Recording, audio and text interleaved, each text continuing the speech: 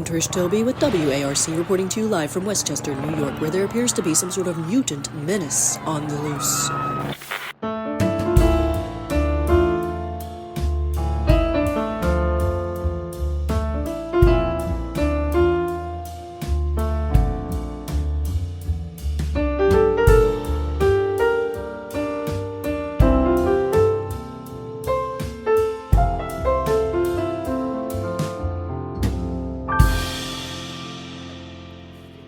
Hey, I'm Pat Reber. And I'm Matt Allcamp. And I'm QUINTON J. Alexander. And say it with us, Pete. Welcome to Mutant Menace. We were all a little slow on that one. I mean, especially Pete. Yeah, come on. Pat, who the fuck is with us? Matt, today, and we do have a guest on. He is an actor. He is a fight choreographer. He is a dear friend. He also would, when Matt and I did live comedy, sorry, this is a very long intro, but he ran our show with us for years and years. His name is QUINTON J. Alexander. Quinton! Yeah. I hope you're clapping, folks at home. Thank you so much for being here, Quinton. Yeah, thanks for having me. I've been long-time listener, first time being on this show. Hey. What we decided here is today we're tackling a huge fucking story in not only X-Men canon, but Marvel canon. Pat, what is this story? This story, Matt and Quinton, is the Dark Phoenix Saga. This is what Chris Claremont has been building to in the X-Men for literally 30 issues.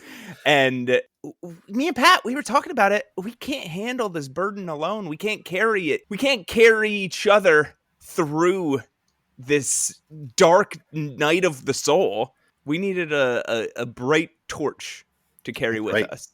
Oh, wow. This needs more than just Lorna and Alex. This is, it's a trio. It's an X-Men trio. Lorna, Alex, and James Madrox. The Stepford Cuckoos, but we haven't met them yet. Yeah. We'll bleep that out. How about the Gray family? Yes, the Greys. Yeah. We need the full power of the Gray family, who we'll meet later this episode. Oh yeah. They do make an appearance. You know, it's gonna be in fun. Oh, shut up, Matt. Sorry. Quinton, please be quiet. Oh, okay. I wasn't saying anything, but sure. It is time for Pat's email corner. This is my segment. We took a week off from recording because we did a marathon. So we pulled up. It's been 1 week. 2 weeks. Anyway, I misunderstood. We got a big old mailbag here. It's stuffed to the gills. So I'm going to try to speed through. We got some friends to chat with. First of all, I'm going to cover our pizza bets. Okay. Yeah, this was... We recorded 2 episodes in a row, and I started it by ordering a pizza and having people email in and guess when my pizza would arrive. Now, this is nuts to me, Matt. Before we embarrass anybody, the fact that anyone thinks it would... I mean, these are 2-hour episodes consistently. And we told people we were covering a lot of issues in a short time. The fact that anybody thought it would take what would end up as 2 hours of a finished product... for a pizza to get delivered. That's embarrassing. Hey man, some countries when you order a DoorDash, they've got to climb the hills. They've got to fight through the forests. They've got to deal with Matt's road bandits. Nationalistic about this. Interesting. Yeah. I'm just saying, in our country, DoorDash just gets right here. In some other countries, they have to they got to worry about leprechauns. It's true. Let's get to the bets. First of all, we have Email Michael. Email Michael guesses pizza will arrive in episode 26. Let's go, bub. Hey! You're correct! We had one other competing guess, so we can put these two up against each other. Okay. other was from Sine Waves Sean, who guesses pizza will arrive early in episode 27. Rookie. Ooh, sorry. Just sorry, missed it. Soundwave. Just by this much, just missed it. To soften the blow a little bit, he did follow up shortly after he sent that email and said, fuck. that email made me laugh very hard. Oh, we're allowed to curse on this podcast? Only Sine Wave Sean. Only Sideway Sean. Okay. You have to send us in writing what curse words you want to say before you say. Oh, I should have said. Oh man, I had so many curse words I wanted to say, but I guess I won't. Gosh darn it! Okay, now I'm going to open it up to. We're going to segment these by emailer, I think. Okay. And we'll start with email Michael for episode 25. He says, "Hey Pat, tell Matt that because I don't want to go back and relist the Defenders for a day from episode 22 again, I'm just going to say you guys were 100% right about which heroes I heard of and save us all some time." I knew which it. we had conflicting guesses, so I don't know if we can let you off the hook there, email Michael. I knew thank it. you. I didn't catch any real calls to action this week, but there was a discussion about the word primer, as in an introductory text, and how Matt heard it pronounced like it rhymes with slimmer and like climber. He says, in American English, primer is used for introductory texts, and primer is used for things like the first coat of paint on a painted surface or the charge on a blasting cap. I know. But he says in British English that it is just primer. That's all they use. Just primer. Oh, well, primer. then Just primer. okay. You can both All right, say it however whatever. you want. Nobody at all anywhere has the right to correct you, especially not me. However, Pat's pronunciation of coup de grace with the silent CE at the end of grace, is a common mistake that I feel obligated to correct because I'm still an annoying pedant. Because What? it's coup de grace. You're supposed to say coup de grace? Actually, I didn't know that. I'm saying that like I already knew that, but I didn't know that. Coup de grace? Coup de grace or coup de grace? Well, we'll just have to email in. You know, Michael, your call to action this week is going to be to make some clarifications here. He did include a YouTube video, but I can't be bothered to watch that. He moves on to episode 26. In another email, he says, "Tell Matt, I didn't notice any other calls to action this episode, but at one point Matt guessed that Venus was born when Zeus jizzed into the ocean. I don't know if I'll feel better or worse if other people have already written in to correct him on this. They have not. But just in case, no, I'm pretty confident that's not the myth. I'm pretty sure you're wrong. While accounts vary, of course, the most common story is that she was born when the severed genitals of Uranus were thrown into the sea by Uranus' son Cronus, Yeah. where sea foam spread around the site and grew into Venus. I think that's what's depicted in the famous The Birth of Venus painting, showing her standing nude on a giant scallop shell in the ocean. Okay, You brought guys, receipts, wait, man. hold on. Genitals were involved. How do you guys jizz?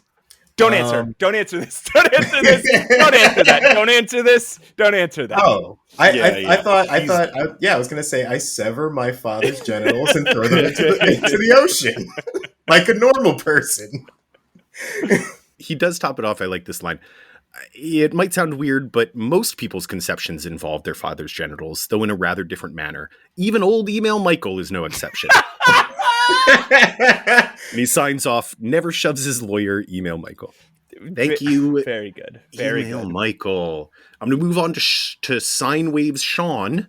Ooh. $3 million is the subject line. He says, "Hey, Matt, tell Pat that the $3 million of 1979 adamantium in Wolverine's body would be $13,387,438.02 in today's adamantium." Yeah. Okay. He also wrote us another one labeled Instrument of Peace. I vaguely remember this. He says, "Hey, Pat, tell Matt that pizza bets aside, I believe the Instrument of Peace that Hippolyta's sword got turned into was supposed to be an ancient plow like the image attached." And then he did copy and paste an image. I wouldn't call it attached, but... Yeah, I think it did look very much like the image, but it doesn't change the fact that Venus was like, "I will change your sword into an instrument of peace," and then dropped it on her fucking head.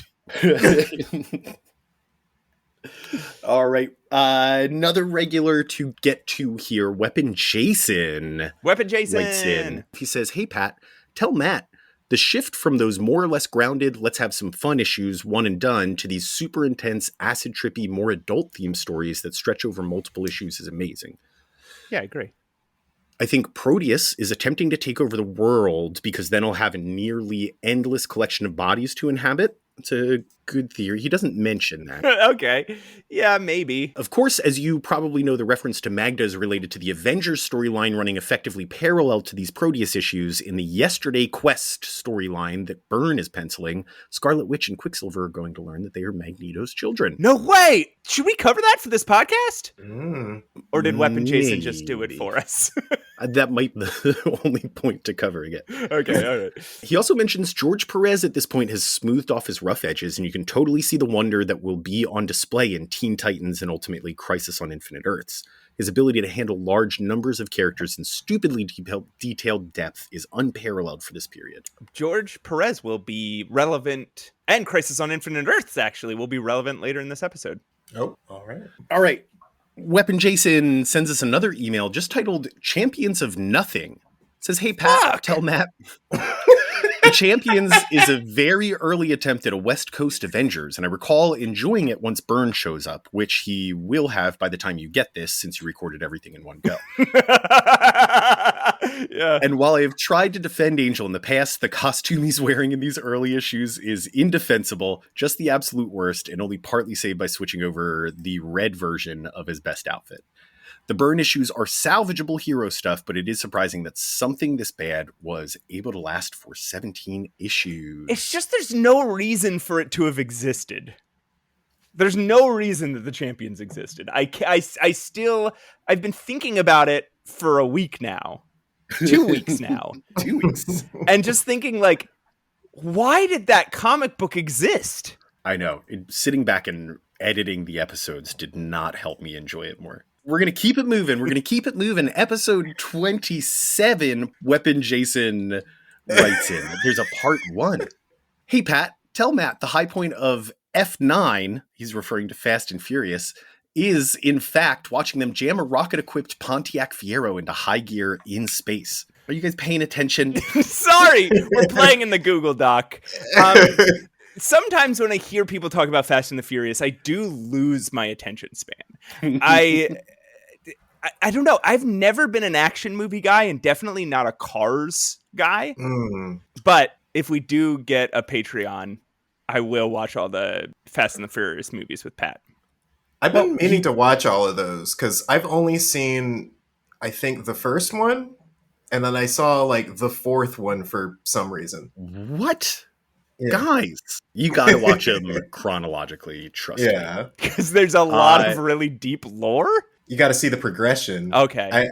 I want to watch them so I can see the progression. Okay. Yeah, because it's about because- the escalations they have to make. Yeah, because I remember like the first movie as being like kind of like an action-packed like crime drama, I guess you could say.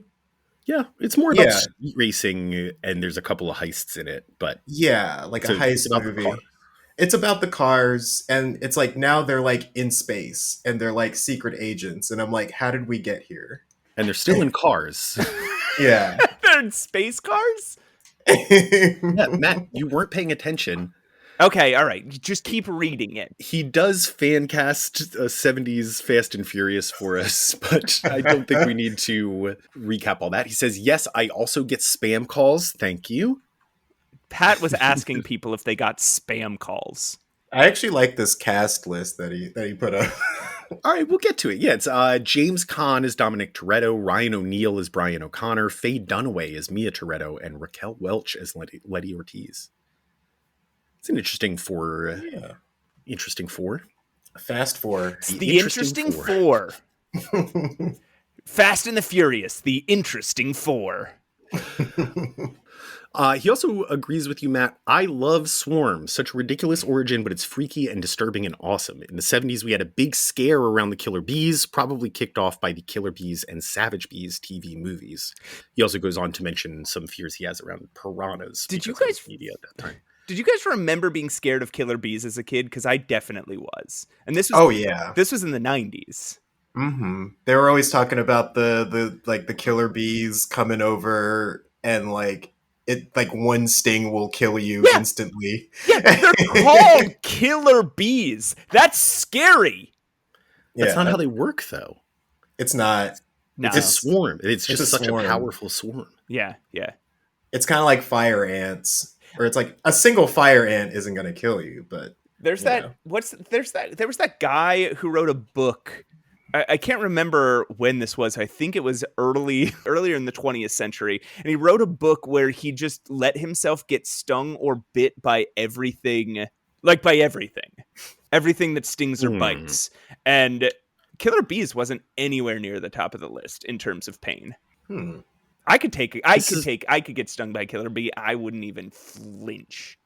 This is real? This is a real thing that happened? Yeah, he wrote a book about it. Huh. I'll come back with more details next episode. Is he still alive? Yeah. Did he die? Well, I mean, he didn't die from this, but I don't know if he's still alive. Got hit by a car. Got stung by everything imaginable. They got hit by a car the next day. All right. We do also have a couple of... They're returning emailers. They are, I would say, aspiring regulars. First, listener Christy writes in. She says, "Hey, Pat, tell Matt to tell Pat that I bet he's really great at reading stories to kids. Just a thought I had listening to the recap of episode 111. That is all." I went back to listen to that after I saw that email, and it is like Pat's like, and Wolverine says, like he's got the real reading to kids voice. He's like, and then they slam their way through the doorway. Really paint the picture. I don't want my head to get too big here, but when we hang out with friends that have kids, I do get a lot of requests to read them their bedtime story. Oh. Nice. She signs off, "Sincerely, one of your best friends and one of your best friends' best friends, Christy." Pat, what the fuck? Since when did you become best friends with my best friend? Well, I think what we should do is give listener Christy the nickname Best Friend Christy. I love it. Best Friend Christy. I agree. Yeah, that's a very good one. Perfect. And then we're going to move on to another semi-regular, Ink. If you folks remember the Ink Master, they say, "Hey, Pat, tell Matt that I am flattered that he thinks my Logan Lowdown suggestion was so good of a name that it wasn't stupid enough to be used for the show." That's true. To clarify, and I think this is important, the origins of Ghost Rider, he specifically made a deal with Mephisto and had his soul bonded to a spirit of vengeance. While Mephisto can definitely be considered a devil, he is not the devil from the Bible. That would be Satan/Lucifer, who does exist within the Marvel Universe and looks like Tim Curry's Satan from the movie Legend. While Mephisto is not actually Satan and his dimension is not actually hell, he still frequently says that they are because it inspires fear in people and makes it easier for him to steal souls. As for spirits of vengeance, their exact nature flip-flops between runs. Sometimes they're good, sometimes they're evil, sometimes they're angels that Mephisto has captured, sometimes they're fallen angels, and sometimes they're demons. Yeah. Their only real salient traits are that they punish evildoers and have some kind of connection to Mephisto. Oh, cool. I can confirm, I think this is also important, that while there are things that sometimes differ between stories in Greek mythology, Cerberus being a literal dog with 3 heads is not one of them, though he is sometimes depicted as having a snake for a tail and having snakes living in his fur. Right, so he always is a dog with 3 heads, so whatever the fuck Jenny Isabella was on about. Yeah, that was bizarre. That's just her own interpretation. Once again, just creating new Greek mythology. Sorry, I want to get to one more point because we were very confused on this. While some versions say that Aphrodite is the daughter of Zeus, there are also versions where she was born when Kronos, king of the Titans and father of Zeus, castrated his father, Uranus, primordial god of the sky, and threw his testicles into the sea. In this case, her relationship to Hercules would be more like a great aunt. So he basically jizzed into the ocean. Can you marry your great aunt? So Justin O. Schmidt lived from 1947 to 2023, and he wrote, he created the Schmidt Pain Index. He was called the King of Sting because he let himself get stung by every insect. Oh, shit. I have to know what he called the units of pain. Ooh, They're levels 1 through 4. Oh, come on. Yeah. And he died of Parkinson's disease at age 75 in 2023. We just missed him. Gone too soon. Yeah. So. Oh, all right. Everybody, Matt, shut up. Quentin, if you wouldn't mind giving the theme song a moment. That is the end of Pat's email corner.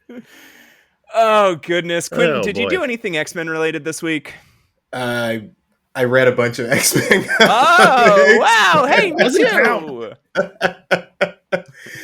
Yeah, I read the Dark Phoenix Saga. Oh, hey, me too. Yeah. Yeah, that's what we're here to talk about today. Oh, nice. Matt, I got to ask, Okay. with a little more enthusiasm, I think. Did you do anything X-Men related this week? Well, Pat, yes, I did. As a matter of fact, here's the thing that happened that was X-Men related. I got a text from my lady friend that was about, it was one of those things that you see shared on Facebook all the time. It's like they're a little cliche at this point. But it's one of those posts that's like, hey, X-Men, it's about civil rights. If you didn't get that, you don't get X-Men. Captain America fought Nazis. If you don't get that, you don't get Captain America. Star Wars is about fighting fascists, etc. Yeah. It's like a 10-year-old yeah. And thing, right? It's true. It's true enough. Yeah. Right? It's a little bit simplistic, but it's true. But it did get me thinking a lot about, and especially I thought this was important because we're talking about an arc here that is really sort of thoughtful and mature. Mm-hmm. And so I thought it would be important to talk about this idea of a common response to those sorts of memes is that, oh, well, those are just stories for children, right? And that also is a little bit true. But they're stories written by adults who are experiencing the world that they're experiencing at that time and expressing their feelings about that world through these comics. So when X-Men is kind of maybe poorly saying, don't be racist, it's a metaphor that it was important to the time that it was being written, right? Like this was Stan Lee talking about race issues that were happening in his day. And Chris Claremont talking about race issues that were happening in his day, like while the fight for civil rights was occurring, right?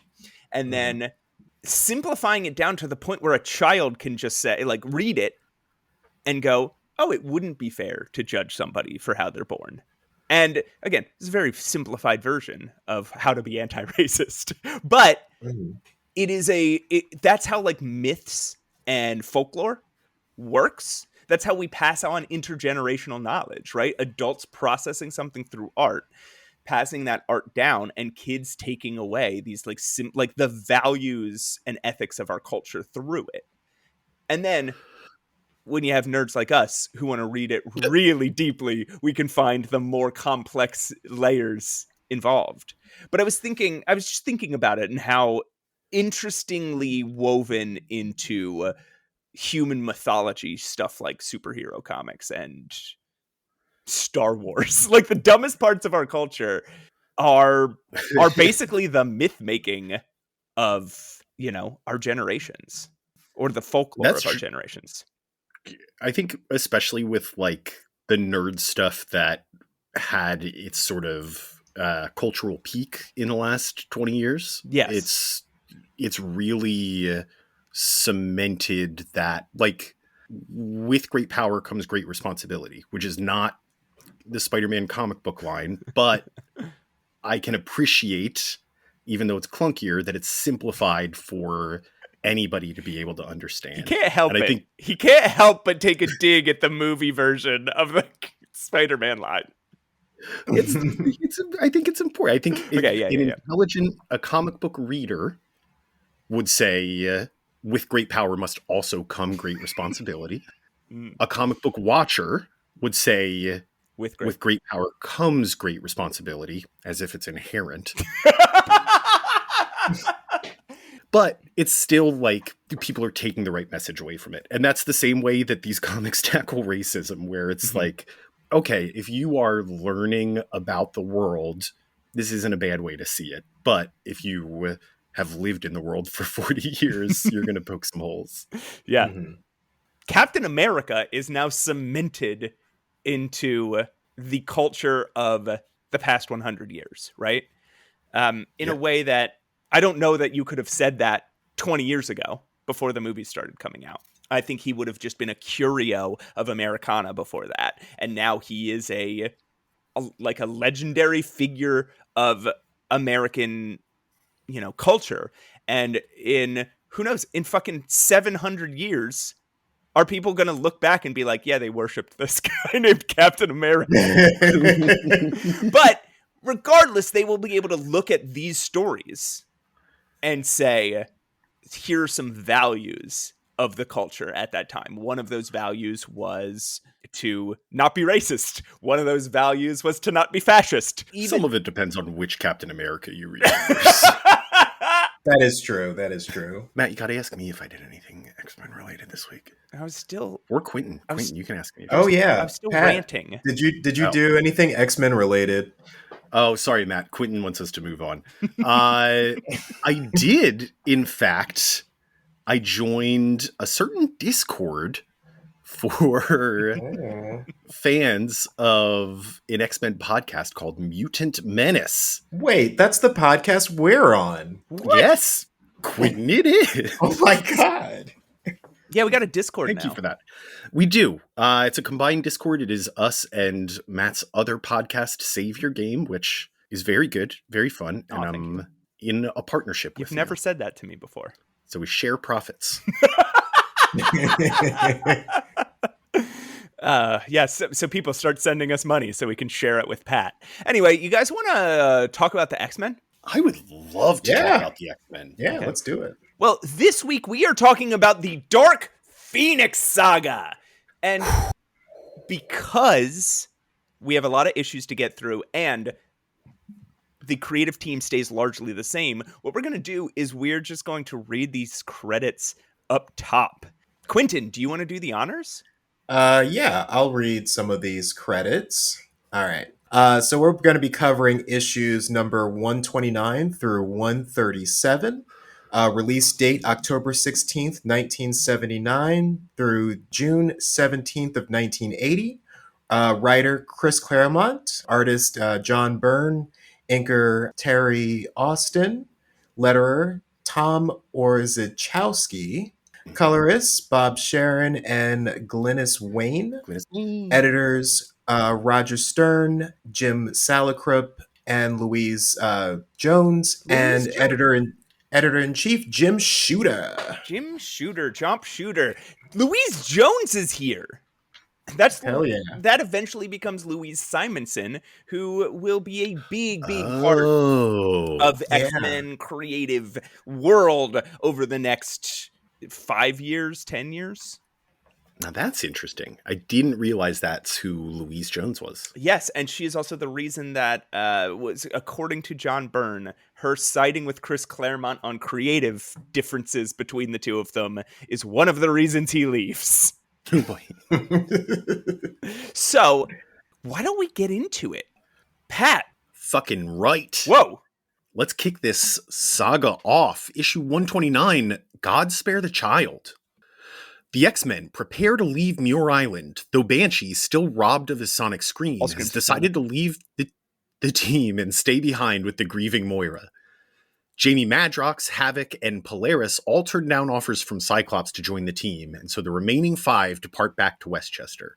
Nightcrawler, Storm, Wolverine, Colossus, and Cyclops fly home in the company of their old friend Jean Grey, and followed in secret by Jason Wingard on his own plane, courtesy of the secret Hellfire Club. Motherfucker. Fuck that guy. Yeah. Wingard feels his connection to Jean deepen with every use of his power, and he feels the darkness inside growing. Suddenly, we flash into another 18th century scene, starring Jean and Jason aboard some old sailing vessel. She's now certain these time slips are not a side effect of Proteus's reality warping, but potentially an actual psychic shift into the memories of one of her ancestors.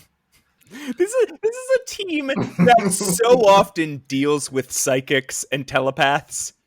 And she's like, I think I'm shifting back in time into one of my ancestors' bodies. She has no reason to believe that. She's a strong believer in past lives. As a dark-eyed sailor approaches her on the deck, his visage fades into that of Scott Summers, and she's aboard the Blackbird once again. The two talk about Colleen Wing, about Scott's doubts since Antarctica, and he concludes that he shut off the part of his emotions that allowed him to feel grief, since the grief would have been too strong. This kind of explains maybe why he and Misty Knight never talked about Jean being not dead. Yeah, he's just like, I wasn't thinking about it. Leave me alone. But they now know what it feels like to truly love each other. Aww. When the team arrives home, they burst into the house on high alert as the mansion's defenses indicate that someone is inside. Why does the mansion's defenses not recognize the person who this is? And why did that person not know how to shut off the mansion's defense? That's right. That someone is Charles Xavier back from space and ready to reclaim his role as the head of the X-Men. He got cucked so hard in space that he forgot what he can do on it. He gets cucked so much in this story. As the days pass, however, he grates on his new X-Men. Xavier, having not seen the team grow and adapt together, is still treating them like children, running them through test after test, and the dude even gives Wolverine 10 demerits for having a temper tantrum. Yeah. What did the demerits do? Do they what's the penalties for the demerits? Do they have to do extra chores? Yeah. How does that work? Yeah, his bedtime is earlier. I don't think there's a punishment associated, and I think for the original X-Men team, that was enough for them to be like, no. Not a demerit. Yeah, exactly. Yeah, I can't imagine Wolverine giving any shits about demerits at all. Could you imagine? Says. Yeah, could you imagine looking at this guy who looks probably 47 years old? Yeah. And he's Wolverine, right? Like, this is like looking at Clint Eastwood and going, Quentin, me and you were talking. We were off air. We were talking he's very Clint Eastwood coded. Absolutely. It's like looking at Clint Eastwood and saying, 10 demerits. 10 demerits for your behavior, Clint. Clint Eastwood made of metal. Well, you shove those 10 demerits up your ass. It is funny that Xavier goes to Scott and is like, Scott, please tell your little friend Wolverine that he gets 10 demerits. Tell your little friend Wolverine. Yeah. Scott is so right here. Like, this is such good writing on Claremont's part, is this idea that Charles Xavier still has this paternalism and has no fucking clue what it is to deal with real adults who have done real shit. It's so funny. Yeah. It is him just being like, all right, now Nightcrawler, you try climbing up the wall really fast. And Nightcrawler's like, okay, dude. Nightcrawler's like, I fought a dinosaur 3 weeks ago. I think I got this. I'm good, my dude. So Scott tries to talk to Xavier and urge him to treat the X-Men like adults, but Xavier refuses to budge.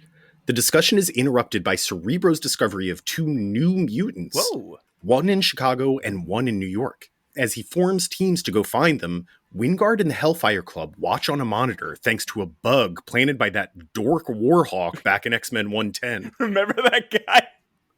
Barely. Jesus.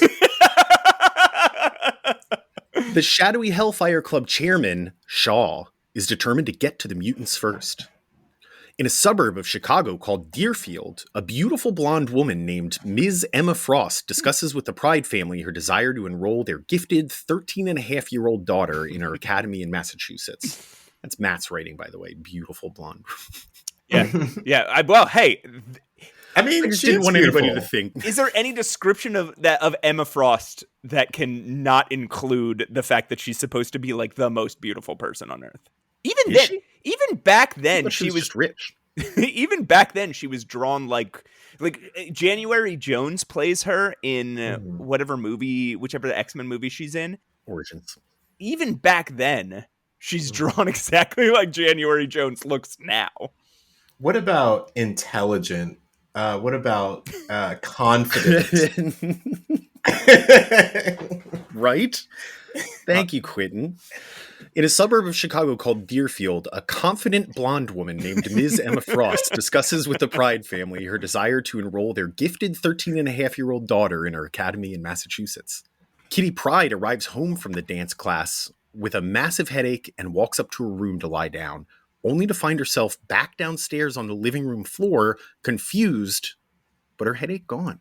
Ms. Frost leaves and Professor Xavier arrives, accompanied by Peter Rasputin, Aurora Monroe, and Logan. While Xavier stays behind to chat with the Prydes about his school for gifted youngsters, the other three take Kitty out to a malt shop. Adorable. It's very cute. It's very late 70s, early 80s. Yeah, like, let's go take her to Let's just go down to the soda shop and get a couple of scoops. But fucking Wolverine. So, okay. So Storm and Kitty are sitting at a table just chatting. And I think there's some things there we should talk about. But Wolverine is just in the background reading porn. Oh, yeah. He's reading Penthouse. Like, very clearly a Penthouse magazine. Right, and Colossus is looking over his shoulder like, oh. And there's a Playboy there, too. Yeah. I'll admit I didn't catch it at first, Matt. I saw your note here and I had to look pretty close, but yeah, that's some, I think, John Byrne humor there. Wolverine's paging through. The shop owner has to come over and be like, hey, you can't just sit here and read porn. Buy it. So Kitty's conversation with Aurora is awkward. She immediately brings up Storm's race. Like fucking everybody does, right? Yeah, it comes up a lot. Right. Every single time somebody sees Storm, they're like, oh, that black woman? Like, fucking and if Claremont hadn't done that, you would think maybe it's a cool bit of characterization, right? Like an awkward 13-year-old kid just being weird to somebody because she doesn't know how else to be, right? You can see that. Yeah. Being accidentally racist. Yeah, or at least racially insensitive. But again, Claremont has every other adult character do this to Storm too. So like it feels yeah, like coming from like a teenager and what year are we in? We're like in the 80s, but like 79. 79 and stuff like that. But yeah, like I could see like maybe Kitty Pryde like being in like a neighborhood where there aren't like a lot of like black children. I could see that. Right. Yeah, sure. She's in but like coming from like a teenager, that makes sense. But like from like adults, it's like come on, what are you? Yeah. doing? yeah. You've seen a black person before. You do not have to. Black person before. Like we're not that close to like the end of like segregation. Like even though we are, like, you know. Yeah. Right. Yeah, it's bizarre, and it's bizarre that a grown man named Chris Claremont feels like he has to write it into every script. Yeah. But then again, just thinking about like our modern era where it's like woke this, woke that, like, oh, why does a black person have to be there? It's like because there are black people in places. Yeah. So maybe Chris Claremont saw like ahead in the future. It's like, hey, we just need to explain that people of other races will just be somewhere sometimes. That's so Let's funny. set some foundation now, because this is going to be really ugly in 40 years. Right. It's like, hey, just so you guys know. Fucking Christ. Yeah. Here, I have one other observation before we move on. Yeah. When they want to induct this young girl into the X-Men, they take her to a store and they give her some ice cream. Mm. When they wanted to induct any other person into the X-Men, they beat them up. They just fought him. Why not? If they had just given Blob some ice cream, Blob would be an X-Man to this day. Yeah, it's like, let's try like a new approach. Instead of just beating the crap out of someone, how about we, talk to them in Yeah. a public space with a lot of other people around. Can you imagine how much different the Marvel Universe would have been if they'd given Blob ice cream? And it's not like it's clearly how they got Bobby on board, right? Guy loves ice cream. Yeah. Okay. Aurora and Kitty get to know each other, but as they do, some soldiers in big pink armor burst through the window. After a brief fight during which Kitty Pryde accidentally phases her body through the wall of the malt shop in terror, the X-Men come out on top, only to collapse in a heap when Emma Frost, now in a white cape, corset, and thigh-high boots, the garb of Hellfire Club's White Queen, uses her telepathic powers on them. A pack of Hellfire goons load the unconscious X-Men into a weird hovercraft thing and speed off, detonating explosives in the armor of their 3 pink armored pals inside the shop. Fucking brutal. Yeah, they said we don't tolerate failure, and they just blow these guys up. Jesus. We saw this happen in the Champions, too. This is some sort of epidemic. While the Hellfire thugs strip the X-Men naked, in the back of their hovercraft, a young 13-and-a-half-year-old girl teaches herself to walk through the wall of the cargo hold, determined to help her new friends. Aw. That's a End of issue. fucking good introduction to Kitty Pryde. Mm-hmm. Yeah, it is pretty powerful. Yeah. I didn't realize it was so... I didn't realize it took place here, and I didn't realize it was so well done. Yeah, I didn't even know that Kitty Pryde was introduced in this series of issues. What's interesting, and we'll talk about it as it happens, but she only knows Jean Grey for this very short amount of time, right? She appears here. Yeah. But again, it's so cool that her very first appearance, she watches some bad shit happen to people she just met. Like adults fighting with superpowers and guns and explosives and shit. And she's like, I'm going to follow them. Like, I'm going to sneak into their car. Just like that sets the tone for who Kitty Pryde is forever. Like, that's so cool. Mm-hmm. Okay. Number 130, Dazzler. The Rolls Royce is back. Scott, Jean, and Kurt climb out of it onto a derelict street in Lower Manhattan, searching for the other mutant. Nightcrawler stays outside to keep watch as Scott and Jean use their mini Cerebro watch to track the mutant into a dingy music venue. Got those little watches, the little watches. The little Cerebro watch. Yeah. The Hellfire Club watch from a van across the street and report back to their boss, a balding man with a ponytail and an ascot named Sebastian Shaw. Whoa, he's here, folks.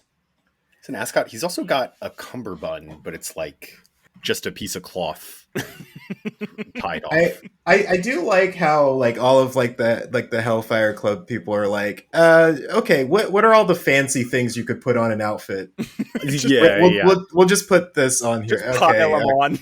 Just pile them on, ascots, cummerbunds, let's do it all. Yeah. He's got a ponytail with a pink bow in it. Hell yeah. It's great. It's good. Good looking man. Wingard promises Shaw he could bring Jean Grey into the Hellfire Club with his manipulations and leaves. As Shaw checks in with the White Queen who has stripped the X-Men and put them in cages, Kitty is getting better at mastering her powers to phase through solid objects as she spies on the meeting and sneaks her way into Aurora's cage. Storm slips the girl a phone number before she noticed and has to flee straight through the floor. Back in Manhattan, Jean is prowling the dance floor looking for the elusive mutant when she runs into Jason Wingard, who acts surprised to see her before suddenly the scene shifts to an 18th century churchyard.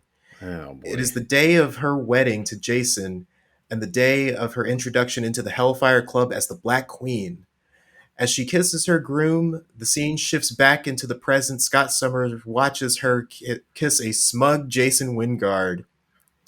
Before they can discuss what the fuck just happened, a new music act is brought on stage and Scott's mini Cerebro goes wild. She's a sparkling woman in a silver jumpsuit with blue makeup spread in bursts across her eyes and a waterfall of strawberry blonde hair. Behind her, the lights seem to erupt as if from nowhere as she's introduced to the crowd as Dazzler. Dazzler's here! Dazzler's Dazzler. here. Dazzler. So, real quick history lesson here. So, Dazzler was this invention of Marvel Comics was trying to make a deal with a record company called Casablanca Records. They wanted to make a disco superhero that would be like a cross-media property. Oh, man, I love shit like this. So she was going to have her own comic, and she was going to have her own movie, and she was going to release her own albums. And she was invented by, so Tom DeFalco, John Romita Jr. was supposed to design her costume, and then Roger Stern. Those were the three. That was the writer, the artist, and the editor who are trying to make this happen. They initially called her the Disco Queen. That didn't fly. So then she was the Disco Dazzler. And then she just came Disco Dazzler. she just became Dazzler. Romita's early designs were based on Grace Jones, which would have been fucking dope. But they decided to make her white and blonde because there was a chance. Again, these movies weren't going to happen. But when they were talking about the movies, there was a chance Bo Derek might play her. So that's why Dazzler looks the way she does, not like Grace Jones. Well, they could have got Grace Jones to play her if she looked like Grace Jones. I think I don't know. Yes, I don't know if it was like, I don't know if it was something shitty like, oh, Grace Jones isn't as marketable as Bo Derek, or if it was something like Grace Jones had already said no. Like, I have no idea. Yeah. But I know that, the Bo Derek thing is why they decided to change her to look like she does now. But then Casablanca pulled out because it was a terrible idea. And the whole thing fell apart. So they just gave her to Claremont and Byrne for like her first appearance. And then she'll really soon get her own like solo series. But yeah, this is her first appearance. Awesome. And that was like the mid 70s, right? It was years that they were sitting on this Dazzler. Yes. The idea of a Dazzler solo series. And they kept promising Dazzler. Like this was, they named this issue Dazzler because Marvel fans had this buzz about who Dazzler was for like 3 or 4 years at this point, and she's finally making her appearance in Gabbo. Yeah. Who's Gabbo? Find out next week. Yeah. This is her debut. She's got her fucking disco ball necklace and her roller skates on. Hell yeah. Wild. Outside, Nightcrawler gets a call on the car phone from a panicked girl named Kitty Pryde, and a moment later, the door is ripped off the rolls by another pink-armored Hellfire goon. 2 more goons drop in from the skylight of the disco. Just like in Chicago, each equipped to deal with a specific X-Man's power. But they didn't count on Dazzler. She creates a massive burst of light around one goon, freeing the other 2 to beat some ass, including Nightcrawler's dork. The X-Men gather their new pal Dazzler, take off in the Rolls Royce to save their friends. Jason Wingard watches and laughs his way off into the night. Whoa, boy. This is pretty crazy. These first 2 issues, 2 introductions. Yeah. Well, more than 2 introductions. We have Emma Frost. We have Kitty Pryde. We have Sebastian Shaw. We have Dazzler. We have the Hellfire Club itself. Like, holy shit, you guys. Some major players. Yeah. This is wild. Can I okay. Yeah, please. I'm sure this discussion has been had a million times at this point, and I know that we mentioned that it's just the outfit of the Hellfire Club, but why is Emma Frost's standard costume lingerie? Because it's hot. It's hot. She's hot, Pat. She's not hot. She's just rich. Okay, you keep banging the drum. Emma Frost is not hot, and see where it gets you on the internet. A lot of people playing Marvel Rivals would disagree. As freaks. So, Hellfire Club was based on a 1966 episode of the TV show The Avengers. You know, that with Emma Peel. Not the Marvel's Avengers. Yeah. The Emma Peel Avengers, yeah. The one with Sean Connery. Oh wait, no, that was the movie from the 90s. So in this episode, there is a Hellfire Club that is based around like hedonism, and it's like this old secret society, and they introduce I guess Emma Peel's character. I don't know. I haven't watched the episode. I've just watched a clip. She's either in disguise or she's brainwashed somehow. I don't know. But she's introduced as the Queen of Sin, and she's brought out in this like tiny little outfit. And the end of the clip I saw was the guy was just like, do with her whatever you'd like. And then they carry her around on their shoulders like she just won the pennant or something. Like, you can do anything you want. You can do anything you want. I want to pick her up. I want to give her uppies.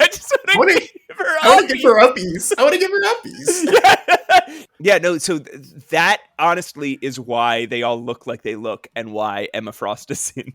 Like, they designed Emma Frost after that costume, which wasn't lingerie, but was close enough that they were like, oh, what if we just made it lingerie? I mean, the Hellfire Club also probably has a bunch of sex parties, too. Yeah, that's fair. It seems like they are. I guess you could argue, at least in this issue, that like this is the Hellfire Club. They're all about power, which definitely means keeping women within certain parameters. Yeah. But then she just continues to do like the rest of her comic life. This is all I know. This is all I know. Well, look. Over time, it becomes that it's not like she was made to do this. She does this because, like, she's the White Queen. She's not subservient to anybody in the Hellfire Club. Yeah. It could be empowering for her. Right. That's how she presents it in the future. But I mean, this is two men writing and drawing in 1969. They definitely just want to see a sexy lady. Oh, yeah. Lot of really good character moments between these two issues. There's a lot of good foreshadowing too.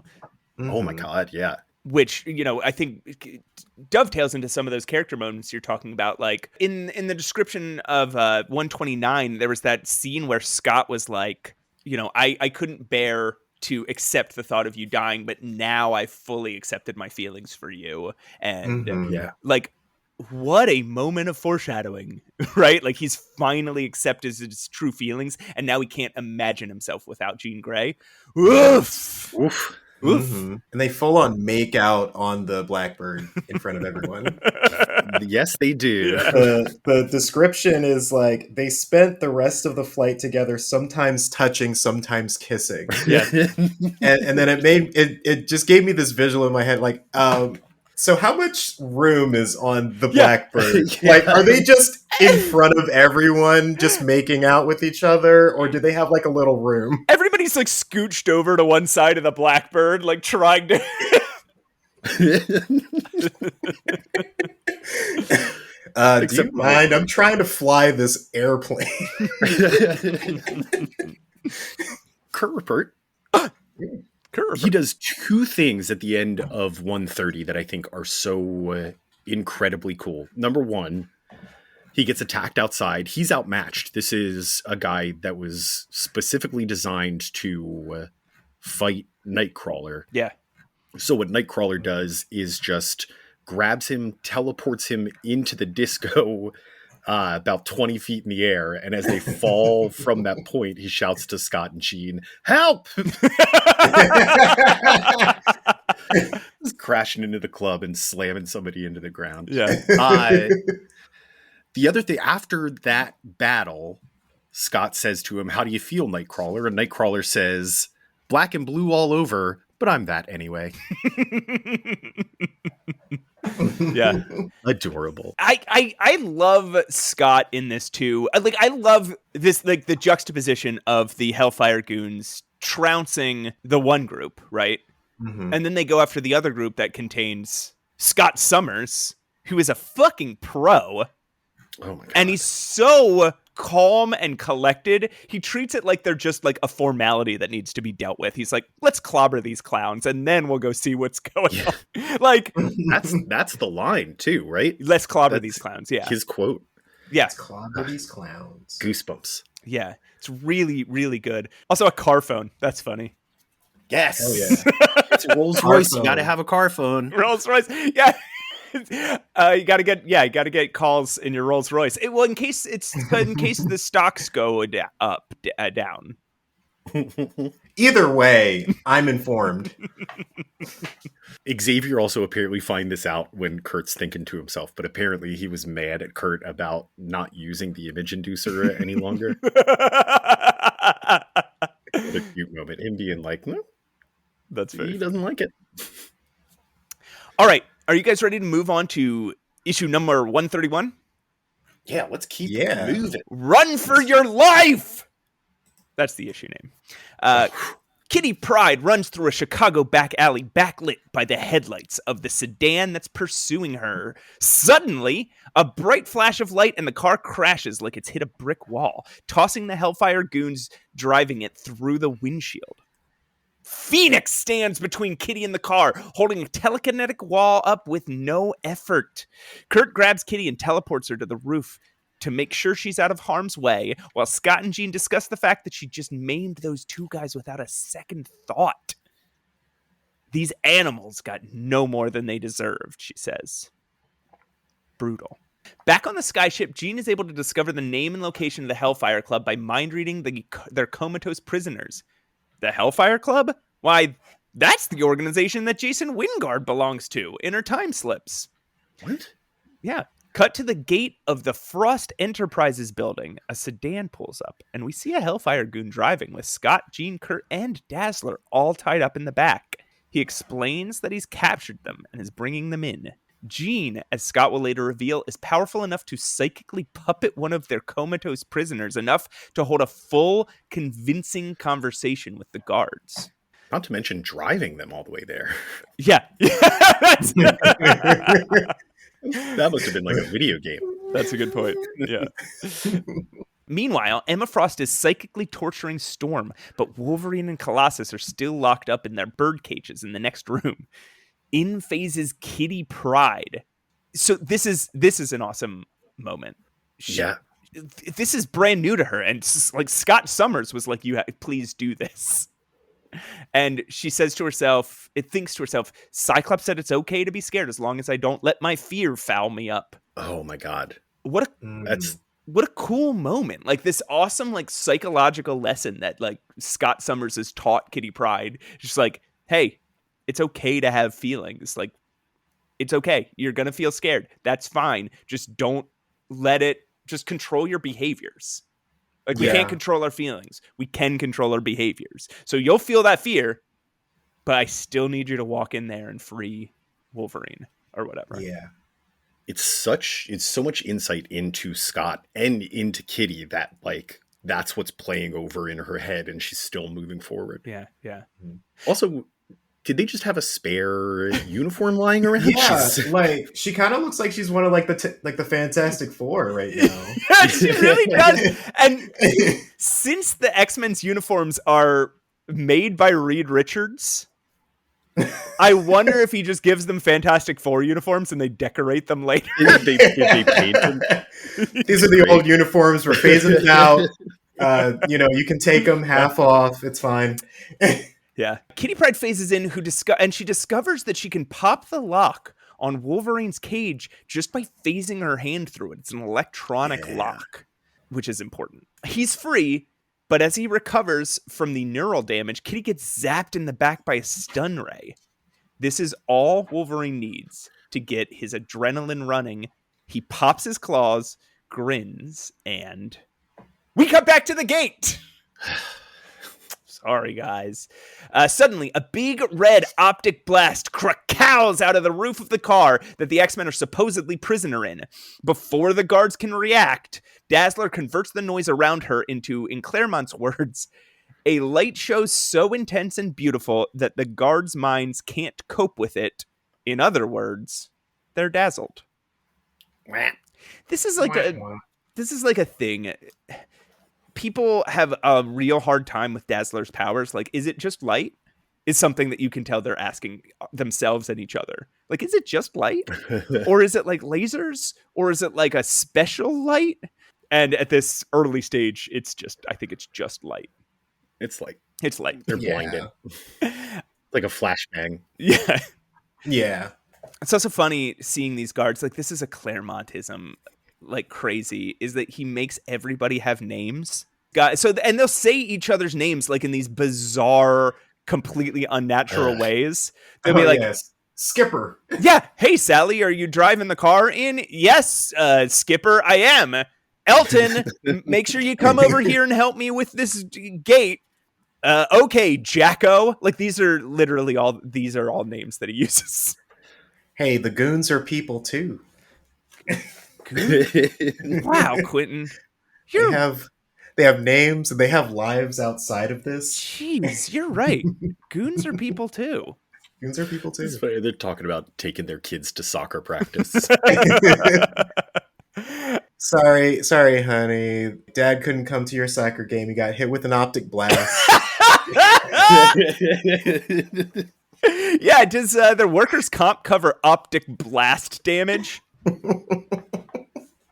Okay, so the X-Men breach the building and kick ass, ultimately finding a freed Peter and Wolverine carrying a dazed Kitty. Internally, Scott expresses concern over the fact that Jean was powerful enough to puppet the comatose Hellfire goon in the car. Kitty tells Peter he's neat, and Peter kind of blushes. Meanwhile, it's a very cute moment. It is. This is 2 times now that Kitty has expressed a little crush on Peter. Yeah, just like instantly has a crush on him. It's very cute. You have to ignore the fact that she's 13 and a half. You'll have to ignore that a lot of times over the next 30 years. The next 30 years. Yeah. Meanwhile, Phoenix has split off from the group to find Emma Frost, but it becomes quickly unclear whether she is more concerned about saving Aurora or having someone to unload her wrath upon. We see her destroying Emma Frost in a psychic battle, her powers manifesting in the form of a bird of fire, while Storm watches in awe. Emma knows she has only one chance, channeling all her remaining powers into a psychic bolt. We see an explosion of light, the entire building collapses, and then silence until that iconic bird of fire rises from the rubble and reveals Jean and Aurora unharmed. The White Queen wasn't so lucky, Jean says. Back in Deerfield, Dazzler rejects the offer to be an X-Man, but Kitty Pryde's parents have a sudden change of heart and agree to letting her attend Xavier's school for gifted youngsters. Even Professor X is surprised by this turnaround. Their daughter has been missing for 2 days after the ice cream shop the X-Men took her to blew up, but Jean's not surprised, and Scott and Storm notice that she seems to have crossed her own ethical psychic boundary. Should we jump right into issue number 132? And Hellfire is their name? Yes, we should. Yeah. Let's do it.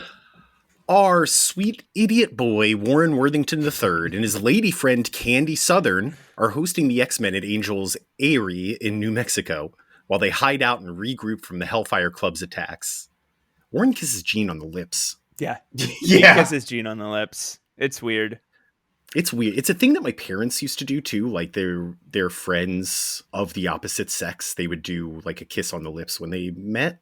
Do you think Did your parents do that? Do you think it was swinger culture? Yeah. Do you think your parents No, were I- swingers? Do you Do think not your think- parents were please don't swingers? ask. Nah. No, I think it was a cultural behavior at the time. Yeah. I think swinging was a cultural behavior at the time too.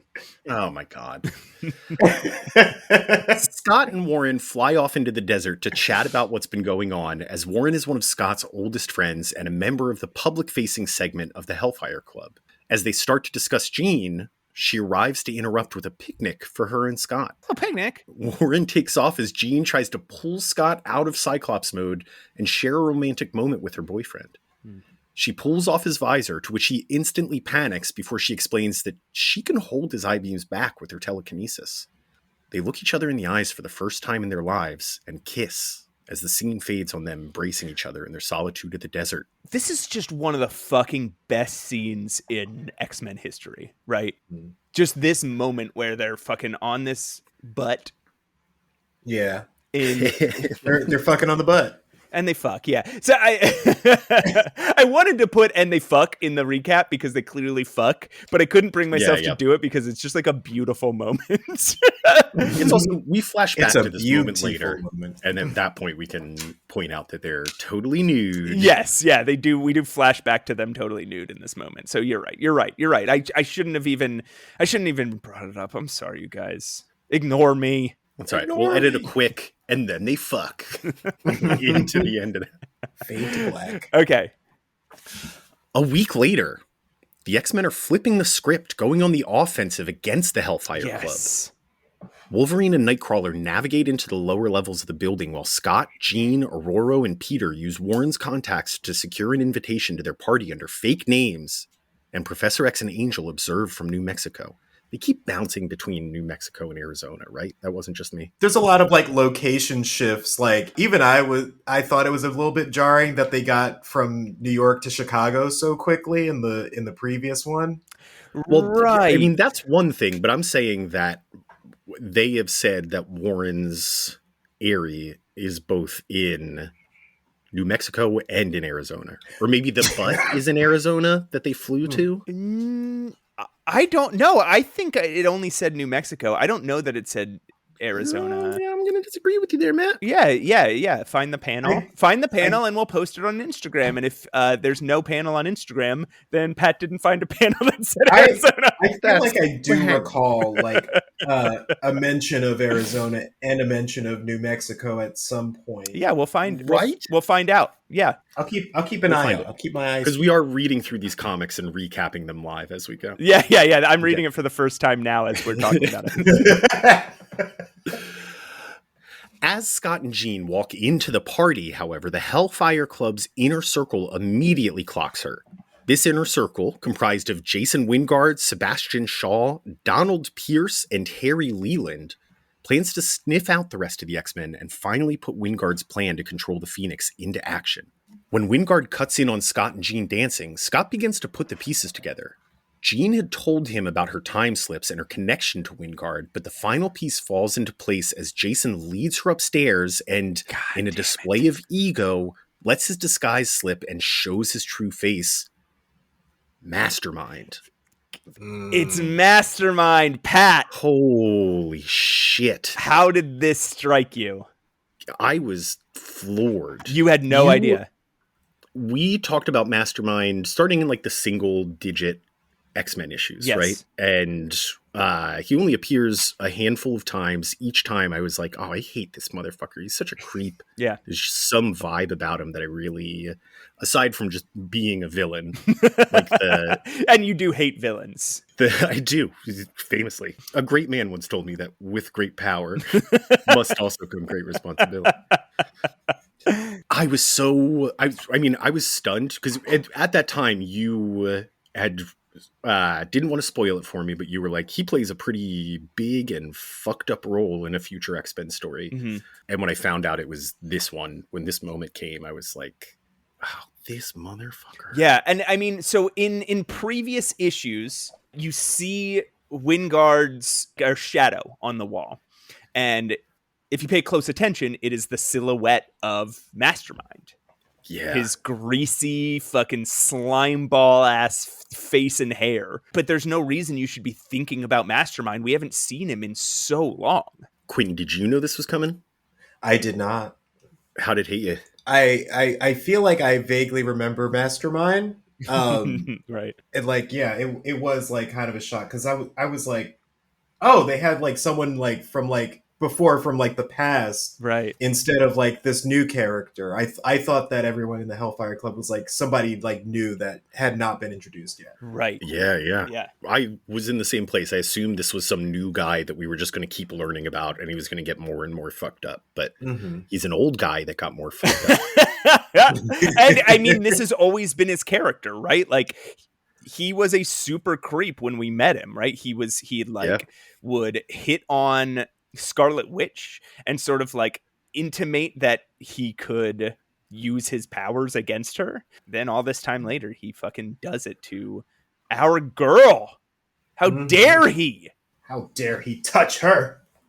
Get your damn hands off her!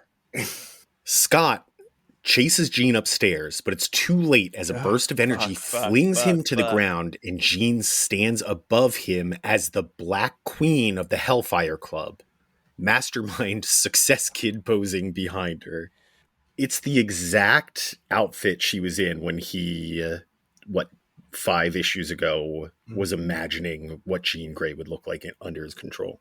Yeah, and it's kind of like a black version of Emma Frost's outfit. Yes. Yeah. So it's a black corset and underpants. Underpanties. See, and except she's not wearing a fur. She's wearing a cape instead of a fur. She's wearing a cape, and her hair is like up in like a kind of like a bun. Like a teapot bun. Yeah.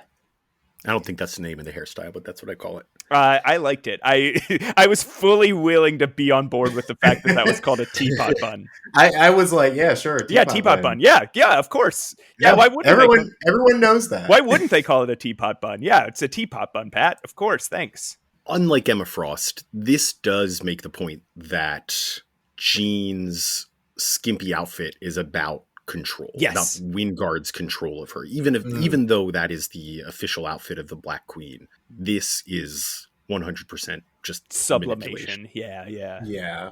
Storm and Colossus rush upstairs to help, but their way is blocked by a shirtless Sebastian Shaw. It sounds silly, but he actually looks pretty badass. He's buff as shit, and he knows it. Yeah, he is, and he's still got that cummerbund on too. Yeah, I mean that's why he's shirtless. He's like, look at this. Like, not only am I going to kick your ass, but look at this. These nipples could cut. Not my belly button. Look at my belly button. Don't look at my belly button. Look at my nipples, not my belly button. My nipples are up here. Shaw takes a punch from Colossus without a thought and gives it back, as his power is to absorb, store, and redirect kinetic energy. Fast as Colossus is, as Claremont loves to remind us, Shaw is faster and kicks his ass. Storm tries to flee and warn the others, but fails, and further, learns that this mansion somehow neutralizes her lightning bolts. Shaw finds her and quickly knocks her out. In the basement, Wolverine decides to strip the insulation off some of the wires, thinking that if the water in the sewer rises enough, it could short out the electricity, giving them the element of surprise later on if they need it. Mm-hmm. Nightcrawler and Wolverine burst into the basement just in time to face Pierce and Leland. They find out that Pierce is a cyborg, and Leland is a mutant capable of altering the mass of objects around him. Nightcrawler is quickly strangled unconscious, and Wolverine becomes so heavy that, even surprising Leland, he crashes through the floor and is swept away down the sewers. Right. Right. Well, because Wolverine is already fucking heavy as hell, right? Mm-hmm. He's got metal bones, and how would anybody know that? So Leland has probably done this to guys before, right? And all of a sudden, it's like this guy is like 10 times as heavy as the other guys. He's like, what the fuck? Yeah. I guess he's accounting for somebody's height and calculating mass from there. Oh, right. Yeah, he's looking at, this short guy. Let's do, The Hellfire Club, with their new Black Queen, celebrate their victory above, while below, Wolverine gathers himself. Okay, suckers, you've taken your best shot. Now it's my turn. That was pretty good. That was a pretty good bow and yang. Yeah. Oh, yeah. Oh, yeah. Yeah, bow and yang. I could hear it. And it still lands as Wolverine. I don't know about the second part, but yeah, the first part, sure. Fuck that last panel, though. Not like fuck that last panel, but fuck, that last panel, though. It's cool as hell. Holy shit. Well, I think a little more next issue, but this is like where Wolverine becomes Wolverine. You know what I mean? Yeah. This is where you're first like, this is not a guy to fuck with. And almost like I knew it the whole time. Like I've seen him fight and I knew he wasn't a guy to fuck with, but I didn't really think about it until this moment. And I just realized those guys are fucked. Like, I just realized those Hellfire guys are fucked, man. He's gonna get him. Yeah. What a wild ride so far. Ooh. There is a thing that I absolutely love in the X-Men, which is people underestimating the X-Men and pushing these people's back up against a wall, like they did, when they kidnapped Wolverine and Storm and Colossus, like what the Hellfire Club did, right? Like these X-Men were just doing their own normal stuff, and these guys were like, Hellfire Club was like, we can take these guys, and put their backs up against a wall, and the X-Men just came out and beat the living fuck out of them, right? And I mean, not yet, like not in when they attacked them, but like yeah, Emma Frost and her goons is what I mean. Yeah. And that is a thing that I absolutely like happens with the X-Men all the time. Like everybody underestimates the X-Men, and everybody gets their ass handed to them. And the Hellfire Club, like earlier, even acknowledges that. They said, we've been watching the X-Men forever. The flaw, the way that people lose to the X-Men is by underestimating them. And then even thinking they're accounting for it, they continue to underestimate the X-Men. Yeah, Exactly. But then, like, smartly, Claremont does a double turn, right? And then has the X-Men go on the offensive, which again, fucking cool. Like, what a cool idea. Like, okay, these people have had us on the run. Well, like we're changing that script, and we are going. It's time to after take them. it to them. And then Claremont like subverting that underestimating them thing by kicking the X-Men's ass. Yeah.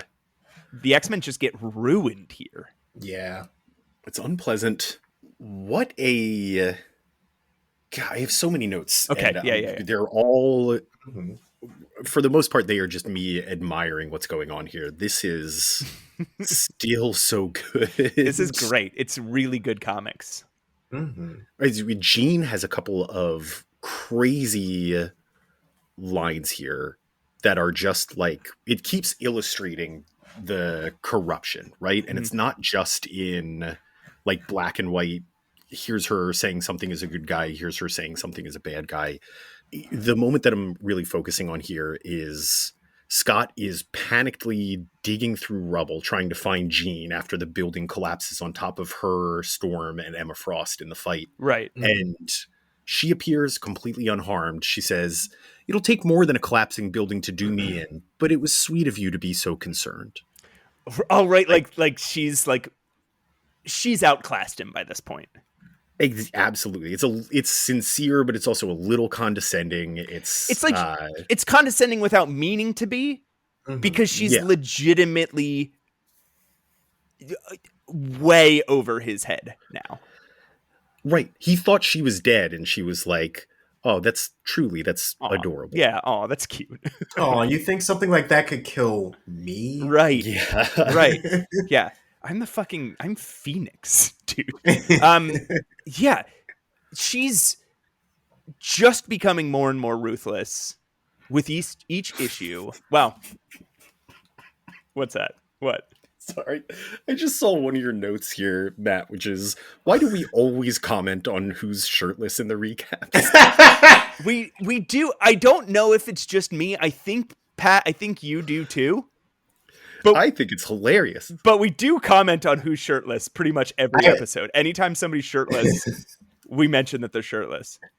I had like a note that said, Wolverine is hairy as fuck. I'm actually really impressed at the detail. Somebody drew all those hairs. Yeah, like I'm very, very impressed with how they drew his body hair. Yeah. Byrne really goes to town on Wolverine's body hair. It's great. I absolutely a swarthy man. It's also swarthy king. It's also funny that the Nightcrawler and Wolverine are marching through the sewer, and the sewer's all techno-y. Right? Like Byrne draws every tunnel as if it's covered in computers.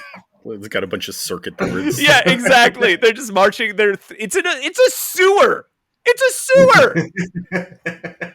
And they do mention out loud. They're like, "Oh, there's a lot of wires down here. These people must be doing some crazy stuff." But it's not just wires we're looking at, you guys. It is. I'm looking at it. It's like fucking circuit boards. Stop it. In a sewer tunnel. Yeah. What are you? Who's going down there to compute? The other little Jean moment is, I mean, they're fighting, which is incredibly drawn. Love a new interpretation of a psychic battle, and it really is just Jean's Firebird form fighting Emma Frost and like grabbing her in its talons and wrapping her in. Emma Frost looks so small and so weak. Yeah. It's so it makes Jean Grey legitimately scary. Yeah. Yes. Like Emma Frost is completely outclassed here. Yes. She has a line. She's like, "I understand you call yourself something of a telepath. Well, Your Majesty, let's see how good you really are." And her face is like covered in shadows and her eyes are glowing. It's wild. It's really on. Yeah. And that's this moment where you think like, oh, maybe they're going to beat the Hellfire Club. And then just to think in the very next issue is where she gets turned. Mm-hmm. One last note from me on this. Leland, what an awful power. I can make you heavier. Terrible. Yeah, I can adjust your weight. Not the size of you in any way. Not not going to make you skinny. I'm just going to make you weigh differently. Yeah. He's got one move, which is to plummet people into the ground. Well, I guess he can make you slow. Like if you're chasing him, he makes you slow. And he can do it with objects too. So I guess he could throw something light above your head and make it weigh a lot, and then it crashes down on you. Right? That's true. Yeah, I mean, I'm sure you could think of cool ways to use the power. Although I wonder if you could change something's mass midair. Now that you mention it, if you're throwing like a super ball at somebody and you're trying to make it 100 pounds by the time it reaches them. Yeah, it just whizzes through someone's skull. Does that impact the velocity of that object? Oh, yeah. Like, would the trajectory be impacted by its weight? No, I guess because weight doesn't affect the rate at which you would fall, right? But you'd think something would be affected there. Correct. I mean, I think the impact would be heavier, right? Like, if you drop a blanket on your foot versus if you drop a bowling ball on your foot. So yeah. So I've done both. And which one did you like more? The blanket. Oh, okay. It was very warm. This is another issue where Professor X gets cucked, though. Oh my god, he is just whining. Yeah, he's just whining about how he's like, I told Scott I didn't like this plan. Scott's like, yeah, I didn't like it either, but what the fuck else are we gonna do, man? Yeah, it's like he left to get some space puss, and he comes back, and now everybody is thinking for themselves. What? Yeah. What? How? I'm trying to tell them what to do. I'm trying to tell them what to do. They have minds of their own? What? Frankly, this is rude. You have your own thoughts and feelings about things? The fuck? Not on my watch. This is now what Professor X's voice is like. He went from a guy who liberates South American countries to a guy who whines about young adults not taking his demerits seriously. All right. I'm ready to move on. 133. Wolverine alone. Yes. One of the hardest panels I've ever seen shows us a soaking wet Wolverine hanging stealthily from the rafters of a ceiling as 4 Hellfire goons search for him below. One of them notices a drip of water from above, and it's all over from there. Fuck yeah. With blinding speed, Wolverine kills 3 of them and holds the 4th for questioning. Holy shit. This fucking scene, you guys. We were talking about this scene earlier, Yeah, this scene is... So, this is the first time I think they used the phrase, Wolverine, he's the best there is at what he does, or he's Yeah, doing yeah. what he does best. But there is a fucking moment. That fourth guy. I'm just gonna read the whole quote if that's okay Yeah. with you guys. He says, Yeah, go for it. "Hey, bub, I know what you're thinking. He's hurt and he's 5 meters away from me, and I've got a full clip of ammo in my rifle. Question is, can I kill Wolverine before he can reach me and cut me into shish kebab with those freaky claws of his? Well, bub, Wolverine is virtually unkillable. Wolverine's claws are adamantium, the strongest metal known, capable of slicing through vanadium steel like a hot knife through butter. And 5 meters of floor ain't much distance at all. For me, it's your play here. I'm waiting." And then the guy puts his gun down and he goes, "Shoot, I was hoping you'd go for it." Fucking yes! It's so good. So good. There's our boy! That's Yes. the Wolverine that conquers the 1990s. I immediately thought this is a Dirty Harry reference. Yeah. This has to be. Yes. You're so right. Yeah. Yeah, it's like I know what you're thinking. Did he fire 6 shots or only 5? Yeah. Yeah. Legitimately the last panel of the last issue where Wolverine is like, all right, I guess it's time to get to business. And the first panel, the title panel of this issue, Yeah. are 2 of the hardest panels I've ever seen in comics. Yeah. Jesus. They fuck. They are so good. They were cooking with this one. Yeah, They really were. yeah. Cut to the Hellfire Club's library/torture room, where Storm, Colossus, and Scott are bound and neutralized, while the Hellfire Club watches them. Scott's in a ruby quartz hood. Yeah. Yeah. Oh, great. This again. Hey, Scott, just bash your head against the wall. Why isn't he doing it? Yeah, Yeah. it's worked for him. Why wouldn't he just do it every time now? Bash your head. He kind of looks like Deathstroke in this. Oh, yeah. In this Yeah, he scene. does. It does. Yeah. Scott thinks back to he and Jean's passionate night on the Butte in Arizona. I'm sorry, on the what in Arizona? The Butte? I don't know that word. The butt. No, okay. It's the bet. The butt in Arizona, where Jean created a permanent psychic bond between the two of them. Part of me in your head, part of you in mine. Unable to see or physically do anything, Scott tries to connect with Jean through this bond. Meanwhile, Shaw reveals his reason for kidnapping the X-Men. The future of power is genetic engineering. This motherfucker. Fucking this guy. This is Wolverine's issue, though. So we cut to him slipping through the dumbwaiter while the staff are distracted by the very important guest, Senator Kelly. Fucking Senator Kelly. Senator Kelly. This is going places. I can feel it.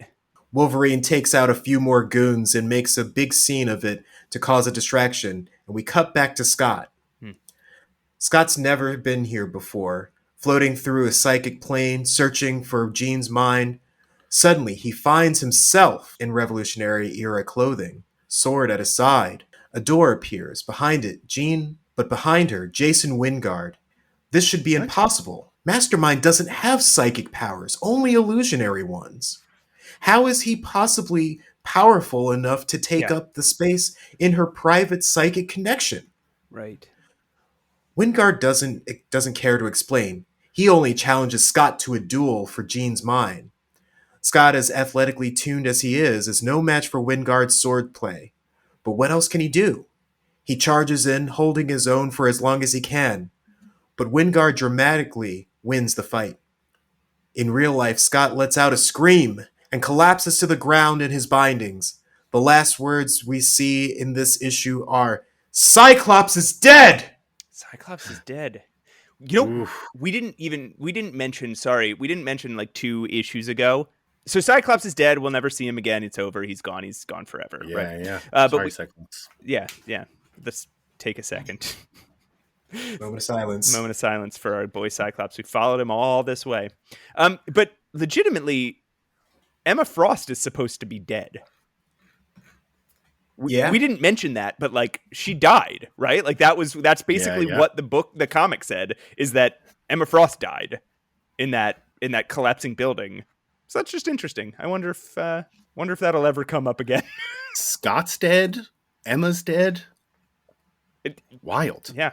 Wow. A whole new future. So in 134, Too Late the Heroes.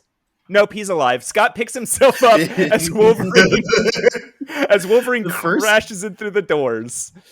Go ahead. The last line of the last issue is Cyclops is dead. The first line of this issue is Cyclops is alive.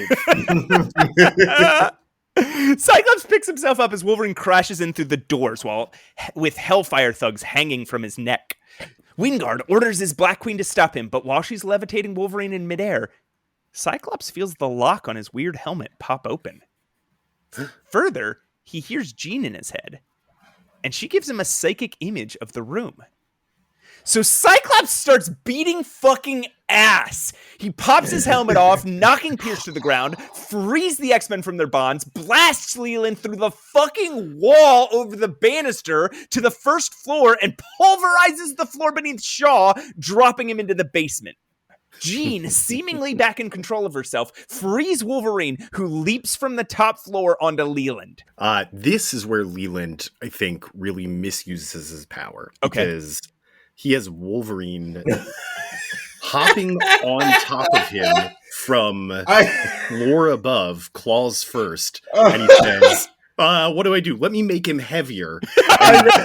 I was cracking up so much when I read this panel because it's like, that's basically like, oh hey, a guy is gonna fall on me. Let me take it from a guy falling on me to a piano falling on me.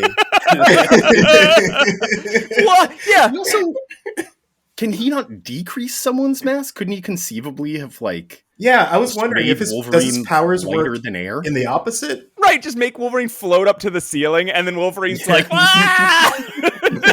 Like flapping his little arms around, like, ah, hey! Stop it! Oh wait, the power only works the one way. Oh wait, no!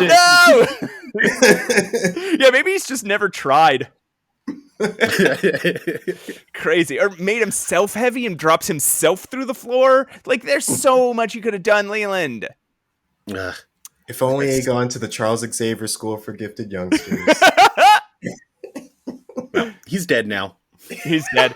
Oh yeah. Back up on the first floor, Colossus goes after Pierce and tears his fucking cybernetic arm off. But Pierce jams the exposed wires into Peter's face, blinding him. Nightcrawler and Storm chase Shaw into the basement, knocking him off balance, but avoiding actually striking him. Holy shit, you guys. Very clever. Nightcrawler juggles him in the air with his feet. He lays back on his back and starts juggling him like a fucking like a circus performer, because he is going back to his circus roots. Yeah. While Storm lowers the temperature around him, freezing his body. Shaw manages to grab Nightcrawler and throw him at Storm, escaping down the corridor where he runs into the damaged Pierce. Pierce is in a panic, but Shaw is calm as hell, calculating his losses and knowing that there is still a longer war to be won. Yeah, one. Quick interlude. Oh.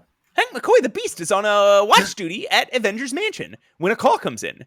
The X-Men are on a rampage in downtown Manhattan. That can't be right. Faced with the choice of following protocol and alerting the Avengers or rushing to help his old pals, he barely thinks for a second before darting out the door. Good old Hank. Back in the club, Mastermind has hidden himself with illusions and is sabotaging Cyclops' attempts to calm the crowd of partygoers. At that moment, though, the water hits the exposed cables in the sewer, remember? I cannot. That was 3 issues ago. Yeah. Mm-hmm. Incredible. Yeah. The water hits the exposed cables in the sewer, and the lights in the mansion pop off. Wolverine runs off to find the X-Men while Scott runs off to find Jean. Jean, meanwhile, has found her abuser, the cowardly Jason Weingard. Oh boy. Jean calmly watches Jason panic as she realizes that the extreme powers of the Phoenix, which had been held at bay, are now taking over. With her telekinesis, she slams the man against the wall and presses on him so hard that his body begins to crack the wood behind him. In his pocket, she finds a small device invented by the White Queen to allow Mastermind to access psychic powers beyond his normal range. Pause. Yeah. What? Why is she an inventor? Why is she a super inventor that can make a telepathy machine? Yeah, also you can make that? even in this universe that seems a little too overpowered. Yeah, exactly. Why just give them to everybody? Fucking what? But hey, it is a minor detail. Well, pretty major. Maybe fucking Roy Thomas burst into the room at that moment that Chris Claremont was writing this, and it's like, you have to give him a psycho mind reader device. Claremont's like, oh, okay, fine. If you'll get out I'm not fucking calling it that. if you get out of my house, I will make it. It's just in his jacket. Yeah, I know. Yeah, I feel like it would be something you would wear on your head, but it's like you just have it in your pocket. You just have it in my pocket, and I can read minds and control people's minds. I just put this in my pocket, and I can control anybody's mind. I can control the most powerful telepath on the planet Earth's mind. Okay, I'll put it in my pocket then. Sure. Fucking Christ. So Jean finds it, she crushes it. And seeing that all Mastermind wanted was power, she decides to give it to him. By connecting his mind with all the secret truths of the universe at once. She leaves him crying, drooling, and catatonic back to his greasy, lanky self. The illusion of Jason Weingard now gone, and only a shell of the villain known as Mastermind left. This is, correct me if I'm wrong, not the first time that he's been left completely catatonic. Yeah, I'm that sounds right, but I'm trying to remember what the other event was. I don't remember how it happened, but somehow they trapped him in his own illusions. Oh, yeah, that sounds about right. He was also turned to stone and turned into a baby. Yes, all of those things. Man. Yeah, what a life. This is also, remember, so this mega villain, right, who manages to unleash the Dark Phoenix is the guy who they sent to walk around all of New York looking for the X-Men. Oh, yeah. Hey, he's coming up in the world. They drove right by him and he didn't find him. Yeah, him. they drove right by him. He didn't find him. Yeah, he's coming up. He's coming up. Everything's coming up. Mastermind until he's left drooling in a puddle of his own spit on the floor. So the X-Men flee the Hellfire Club with the police closing in and the X-Men looking like criminals. And they hop in their mini X-Jet thing. It's a weird one. Cyclops, panicked about Jean's mental state, floors it towards New Mexico. But before they clear the block, Jean's power erupts. She floats in a new red and gold costume, her eyes glowing yellow, and repeating the words she said when she was resurrected as the Phoenix. She blows the aircraft apart. Fuck, guys. God damn. What? So, that Wolverine issue is so good. It is. Man. I was reading it, and I was like, oh, this is why people like Wolverine. Yeah. It's like, I not that I didn't get it before, but I really get it now. Yeah. Just him clawing his way up through the sewers after just getting his ass handed to him. And he's like, and all of his friends captured, and he's like barely breaking a sweat tearing through these guys. Yeah. Climbs up through the fucking dumbwaiter, and he's sneaking around through this party, like through the mansion. It's so good. There's also a very good Scott moment. Okay. I think a defining characteristic of his. He enters a psychic plane to try to connect with Jean through their psychic bond. Mm-hmm. He says when he gets there, no way my imagination could come up with a place as weird as this. He's just in a blank space. Yeah, he's just floating in a white space. Mm-hmm. It's very Scott to be like, ooh, this is freaky. I couldn't possibly come up with. Kind of just nothing. Just blank. This mayonnaise a little too spicy for me. yeah. Couple thoughts. Scott, while Jean is still under the spell of the Black Queen, she's flirting with Harry Leland, and Scott's like, they've given her the instincts of a minx. The instincts of a minx. Slut shaming Yeah. fucking Jean Grey. Like, maybe fucking she does deserve to be with Wolverine. Like, Wolverine's never going to be like, why are you being a minx right now? Yeah, I feel like in these issues there's like a lot of themes of being threatened by a woman's sexual power. Right. And yeah. I think that's something throughout all of these issues. I think you're right, and I think that's something we're going to have to talk about in depth at the end of this issue, the end of this podcast, because I feel like it's a little hard to grasp exactly what the metaphor is here. And and it feels very it's very unlike Claremont for that to be the point. Mm-hmm. But some of this feels like that's the point. If women become powerful, she becomes slut, right? She becomes slut. She go crazy. What's up with that? She start kiss everybody. She kiss everybody, and she hurt my friend. Can't give lady power. No, can't give lady power. She'll start kissing everyone. Honestly, the way the women are drawn in these comics makes me think that this might be more of a Byrne thing than a Claremont thing. Let me mention a couple of things that are maybe sexual in nature. Okay, please. Number one, here's our confirmation that Jean and Scott boned on the butt. They boned on the butt. They flash back. Scott flashes back to it, thinking about that being the moment that they established the psychic bond, and they are both fully nude. Still a good moment, though. Like, absolutely it's very touching. But and guess who else is touching? Scott and Jean. Yeah. Mm-hmm. Sometimes touching, sometimes kissing. Kissing on the butt. And then we do get a brief Moira McTaggart cameo where she is worried about Jean's powers and the levels that they're reaching. Mm-hmm. Her breasts, Patrick, are significantly larger than they have been in the past. It is insane. I didn't notice the proportions of these things. Kurt Rupert Yeah. swears vengeance on whoever did this to Jean in his head. While this is all going on, he's like, Jean, my dear friend, whoever is responsible for transforming you into the Black Queen will pay. Whatever it costs, however long it takes, this Nightcrawler swears. When he needs to be serious, he really, you know you're in trouble. Yeah. Warren Commission? Yes. The Warren Commission. Angel is flying, and the flying around in New Mexico, and the narrator's like, he's looking for trouble, and he's a little disappointed when he finds none. He's restless. Yeah. His bad superhero team ended, and he didn't get to go with the X-Men, and now he's like, oh, shucks. I want to beat somebody up, or rather, because it's Angel, I want to get beat up.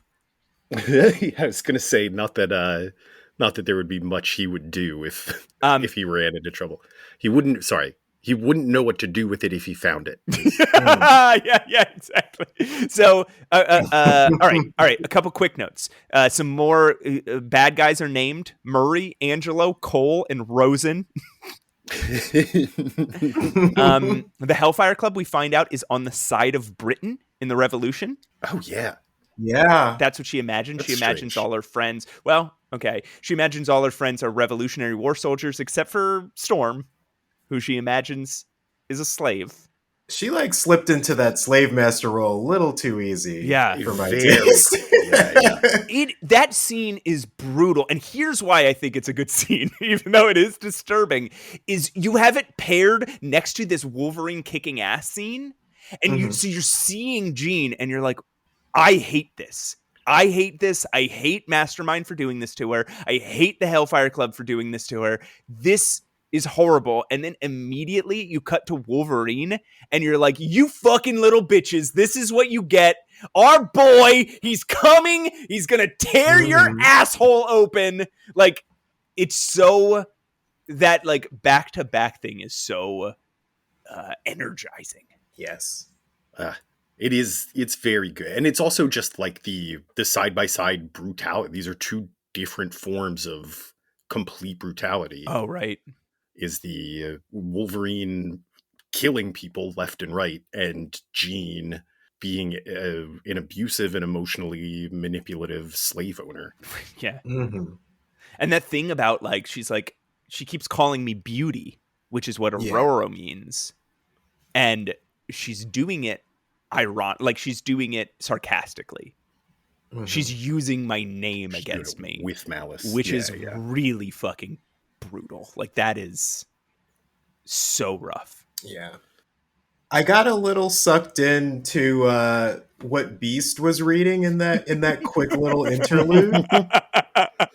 Yeah. And I just wrote a bunch of notes about the book he's reading. Oh, okay, yeah, please. Okay, so he's reading The Origin of Consciousness in the Breakdown of the Bicameral Mind by Julian James. Okay. Is this a real book? It is a real book. Whoa. Holy shit. The book explores the nature of consciousness, particularly the ability to introspect, and its evolution in ancient human history. James proposes that consciousness is a learned behavior rooted in language and culture rather than being innate. It's referenced in a David Bowie song called The Boys Keep Swingin' in 1979. And it also plays a central role in the 2016 TV series Westworld. I thought you were going to say Election. Oh, no. Yeah, we're also in 1979 right now in these comics. Or I guess we just turned into 1980. We're in the 80s now. Interesting. Yeah, because in the David Bowie song, they do reference the bicameral mind. I don't know if maybe somebody heard the song and they were like, oh, the bicameral mind. What's going on with that? Yeah. Let's put it in the book. Very possible. I also thought it was funny that he said, a good book, can't wait to see the movie. And I'm like, what? That's a very good Beast line. I think that's all my notes. Good, because it's about to get wild. With what? Issue number 135, Dark Phoenix. That's the name of the titular Dark Phoenix. Witness the birth of a god, the narration screams at us as the burst of light from the X-Men's airship lights up the sky over Central Park. The plane dematerializes around them and everyone starts plummeting to the ground. What's the rule, Matt?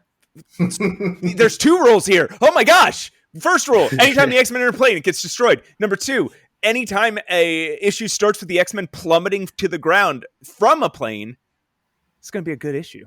It's going to be fucking gold. It's going to be great. Kurt even mentions, he's like, not another aircraft destroyed. We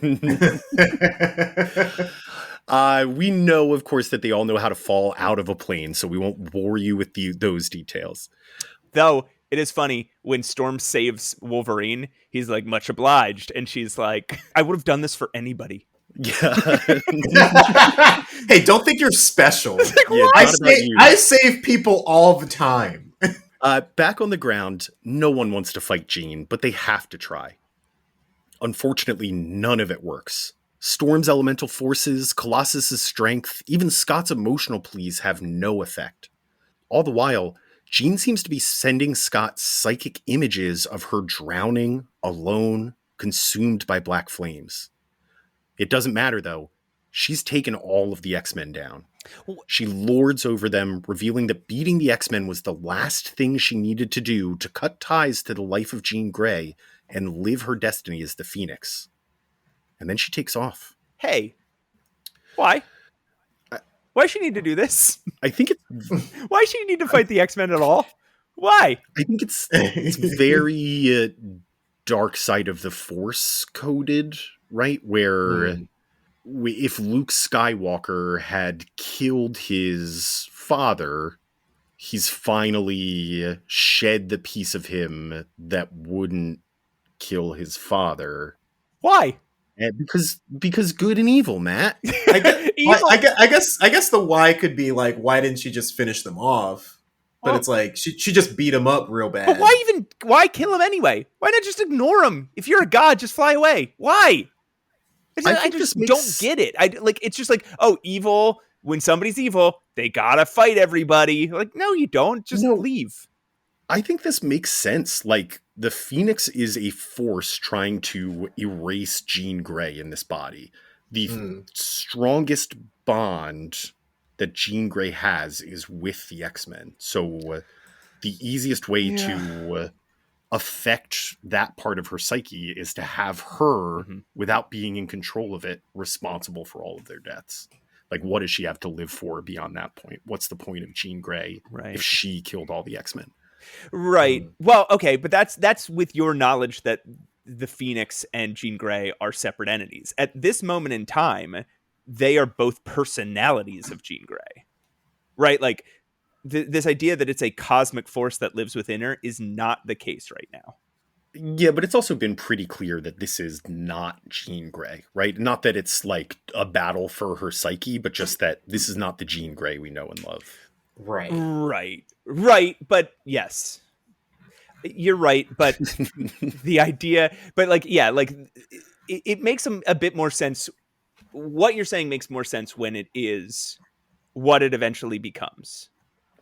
Well, I think that's what they're revealing to us here. Well, like that's what she's saying is in order to, Sorry, no. In this era, like Claremont's talked about this a bunch of times, and Byrne has too. In this era, this was just what happened to Jean Grey. Jean Grey went insane because she had too much power. And she had too much power because of cosmic rays that hit her and unlocked her natural mutant powers. So this right now we're actually watching, as far as Claremont is intending to write it, that we are actually watching just two personalities fight inside her head, and they're both hers. We're watching her just kind of go insane. Well, that's also potential answer to the question then. But yeah, no, I mean, gone crazy. I see what you're saying. Like, and I think that ultimately is the answer, and it's the answer they're giving us. I'm not sure. I don't know. It always feels weird to me, and like the Luke Skywalker thing felt weird to me. I don't know. We see Sebastian Shaw talking to Senator and presidential hopeful Robert Kelly minutes after the incident at the Hellfire Club, discussing solutions to the Mutant Menace. Yeah, they said the name. Mutant Menace mention. They listen to our podcast. Shaw suggests bringing back Sentinels. Fuck. And the scene ends there. We see a few other cameos. The Thing and Mr. Fantastic, Spider-Man, Doctor Strange, and the Silver Surfer are all baffled by the power they can sense as Jean streaks into the sky, leaving Earth behind. The Thing's putting soap on his head. Yeah. He must stink. Honestly. I don't blame him. Can you make a rock? I guess a rock could be stinky. Oh yeah. I've met plenty of stinky rocks. Why is Doctor Strange is reading a book called The Book of Hells? Because either that or he stole the Book of Kells from Ireland, which I don't think there's only one. It's not like the Book of Kells is its own book. It is a copy of the Bible that was made in Kells. So it's not like they're publishing it. No, exactly. That does, yeah. Copies. It's just the Bible. Yeah. So I think he's reading a book called The Book of Hells. Well, he gets up to a lot. Yeah. You know, when I read this page, I started thinking, like, how do all the superheroes in New York decide who's going to do what? It's just like, they're all in New York, and it's like, okay, I think it's actually the X-Men's day to do stuff. Yeah. I'm going to sit this one out. Actually, it's Spider-Man's day to do this. They have like a rotating chore chart. It is. They do account for the Avengers in this case, at least. By contacting Beast, of course, and just being like... Yeah. Beast hid it the from Avengers, them. Nobody else is here. Yeah. I love how like Beast is just bored now that he's not on the X-Men anymore. Yeah. Yeah. Yeah, I mean, and a lot of these comics, they mention, they're like, oh, Spider-Man is away and the Fantastic Four are out of town and we don't know how to contact Thor or whatever. But like in this, they're all there and they're just like, yeah, oh wow, something bad is happening. Ooh. Anyway, gonna stay away from that shit. I'm gonna go. I got a Velveeta mac and cheese deluxe to make. The pizza just got here. I gotta go wash my head rock. Yeah. Back in Central Park, finally arrives just in time to help the X-Men recover and leave before the authorities show up. Scott and Warren conference with Moira, and their discussion reveals that Jean's power levels are akin to a god's, and that her inhibitions appear to be gone. Meanwhile, Jean streaks through space, upsetting Peter Corbeau along the way. Peter Corbeau is here! She reaches, quote, a galaxy far, far away. Yeah. That had to be intentional. Sure. Well, I wonder. Maybe somebody that was alive at the time can tell us. Like, I wonder if a galaxy far, far away was something that just people in sci-fi just said. Like, right. Was this as ubiquitous in 1980 as it is today? Right. Did people just say a galaxy far, far away when they were talking about like, oh, this is a movie or a TV show or book that deals with aliens, and then Star Wars did it, and for some reason that's got what the association hooked to? Or is this just I don't know. Honestly, I don't know. I don't know if Star Wars did it first or if someone else did it first. I don't know. I always thought that Star Wars was doing it as like a play on like Once Upon a Time. Oh yeah, yeah. And if that's go ahead.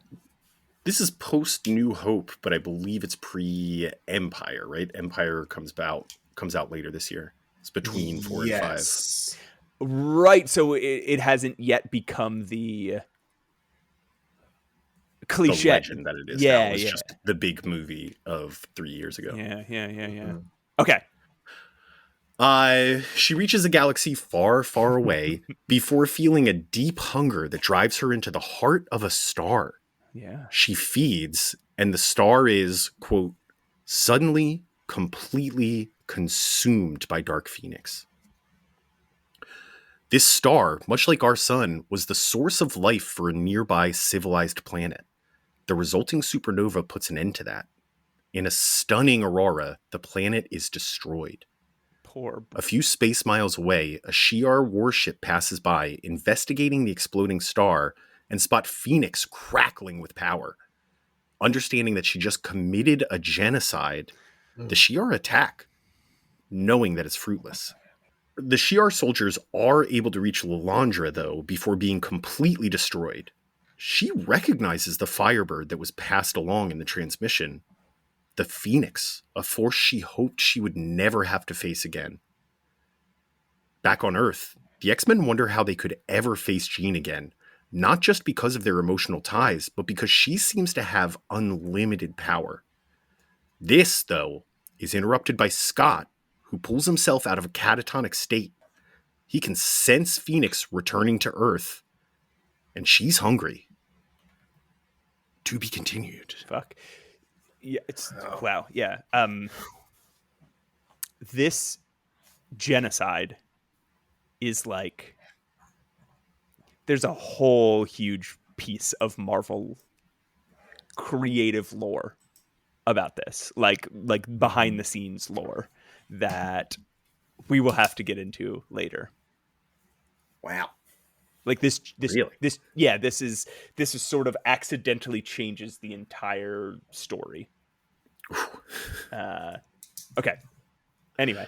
All right. Yeah. Keep moving. Quentin, you want to take us to yes. 136? 136, Child of Light and Darkness. Lilandra and her Grand Council of Weird Aliens meet in the Imperial Center to discuss the threat of the Phoenix. In light of her recent actions, they conclude that she must be destroyed. Jimmy Carter is calling the X-Men, and no one is around to pick up the phone but Jarvis. Jimmy Carter and Jarvis are back. Yeah, Jimmy Yes. Carter, and speaking in his like, oh, I'm telling you, like in this, Yeah. Where's Iron Man? Where's Iron I Man? was told the Avengers are Where's the Wasp? always supposed to have someone on watch. Where's Hank Pym? Jimmy Carter is calling the Avengers, and no one is around to pick up the phone but Jarvis, because Beast has left his post.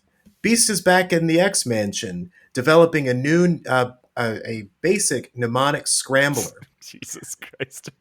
Just a basic mnemonic scrambler. Just your basic mnemonic scrambler. Just a basic mnemonic scrambler, no big deal. It's just a basic one. Yeah. A collar that's meant to scramble the Phoenix's thoughts when they face her next. And the rest of the X-Men train in the danger room, preparing for Phoenix's return. And return she does, quietly at first, as she lands in the yard of her parents, the Greys. Oh. She walks ominously through the dark house until the light switches on and the scene warms. Jean greets her father, mother, and her sister Sarah, but she begins to feel overwhelmed by their thoughts, which she can't block out of her head. Oh, the worst. Could you imagine if you couldn't block out your mom and dad's thoughts after they just woke up out of bed together?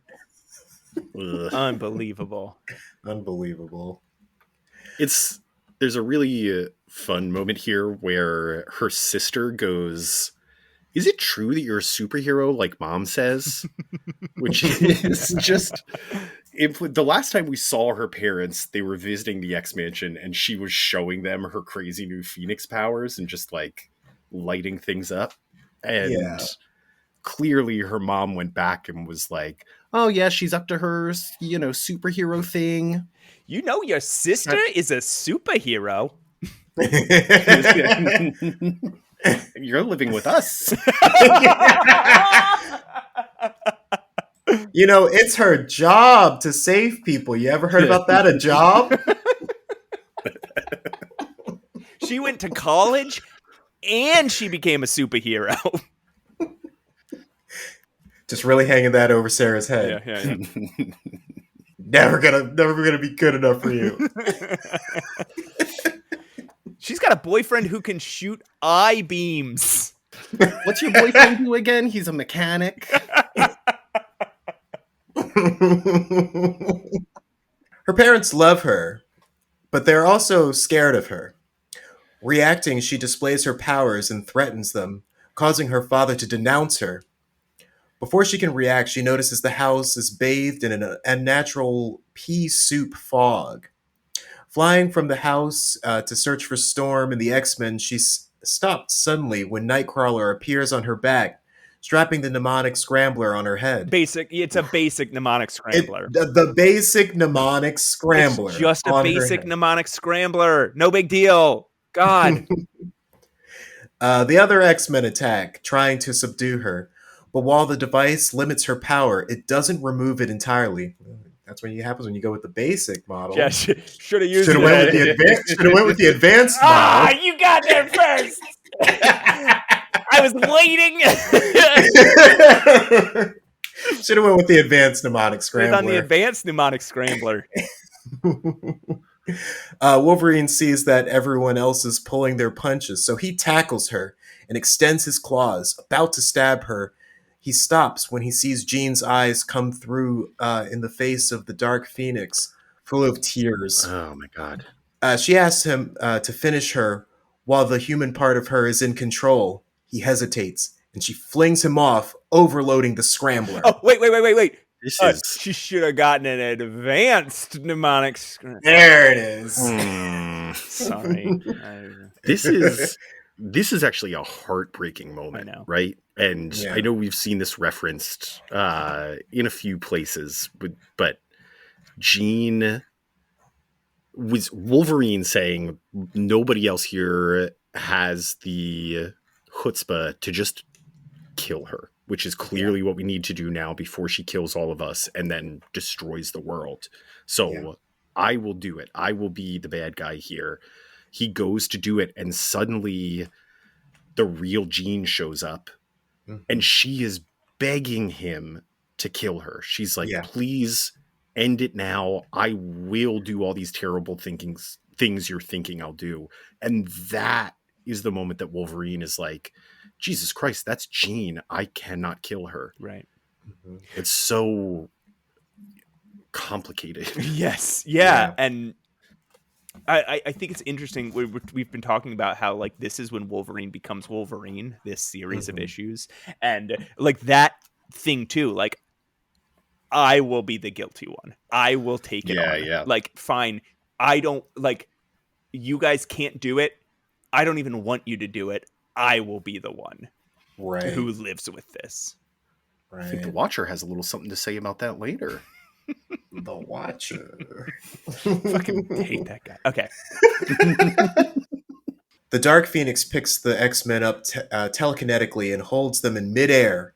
Colossus pleads with her, but she tells them she's no longer human, and he groans in pain when Cyclops appears from the trees. Stop it, Jean, he says calmly. It's so good. Fucking good. It's just, stop it, Jean. Like, Claremont, period. I got a little choked up during this. Yeah. For all his words, Claremont knows when it can be really impactful just to keep something brief. And stop it, Jean, is such like a... Oh, my God. It's that moment. She tries to taunt him, but he persists, reminding her of who she is, all she's done for her friends, and all the X-Men have done for her.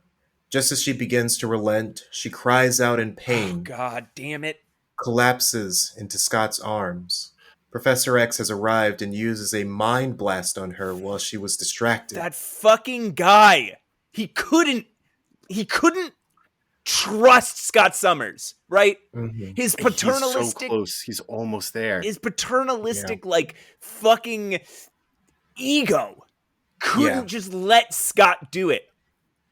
Sorry. It just... Oh, my God. And it was such a beautiful moment, too. Yeah. Like, I was choking up reading that. Like, it was such a beautiful moment, like, him talking her down, and then Professor X just comes in and fucks it all up. And such a prick. And Scott is like, Professor Xavier, what have you done? Yeah. Oh, my God. The two square off in a psychic battle while the bright pink manifestation of the Phoenix grows and grows and then explodes. A nude Jean Grey collapses to the ground, smoldering. Cyclops runs to her and takes her in his arms. He lifts her up, worried that she's dead and pledging himself to her for life. When she wakes up, a weary Jean hears his thoughts and asks if he's proposing. Scott says he is. Jean says yes. The two kiss as the other X-Men begin picking themselves up after the battle. The Greys emerge from their house, and Angel arrives from behind the professor. Hey, I'm here now. And Angel is also here. Yeah, hi. Angel is also here. Oh, is the fight done? Oh, Chuck. Dang it. I was going to fly around. I can do it now if you want. Before the explanations start, though, Jean, Scott, Xavier, Wolverine, Colossus, Nightcrawler, Angel, Storm, and Beast all begin to glow, and suddenly disappear. Fuck. What? God damn it.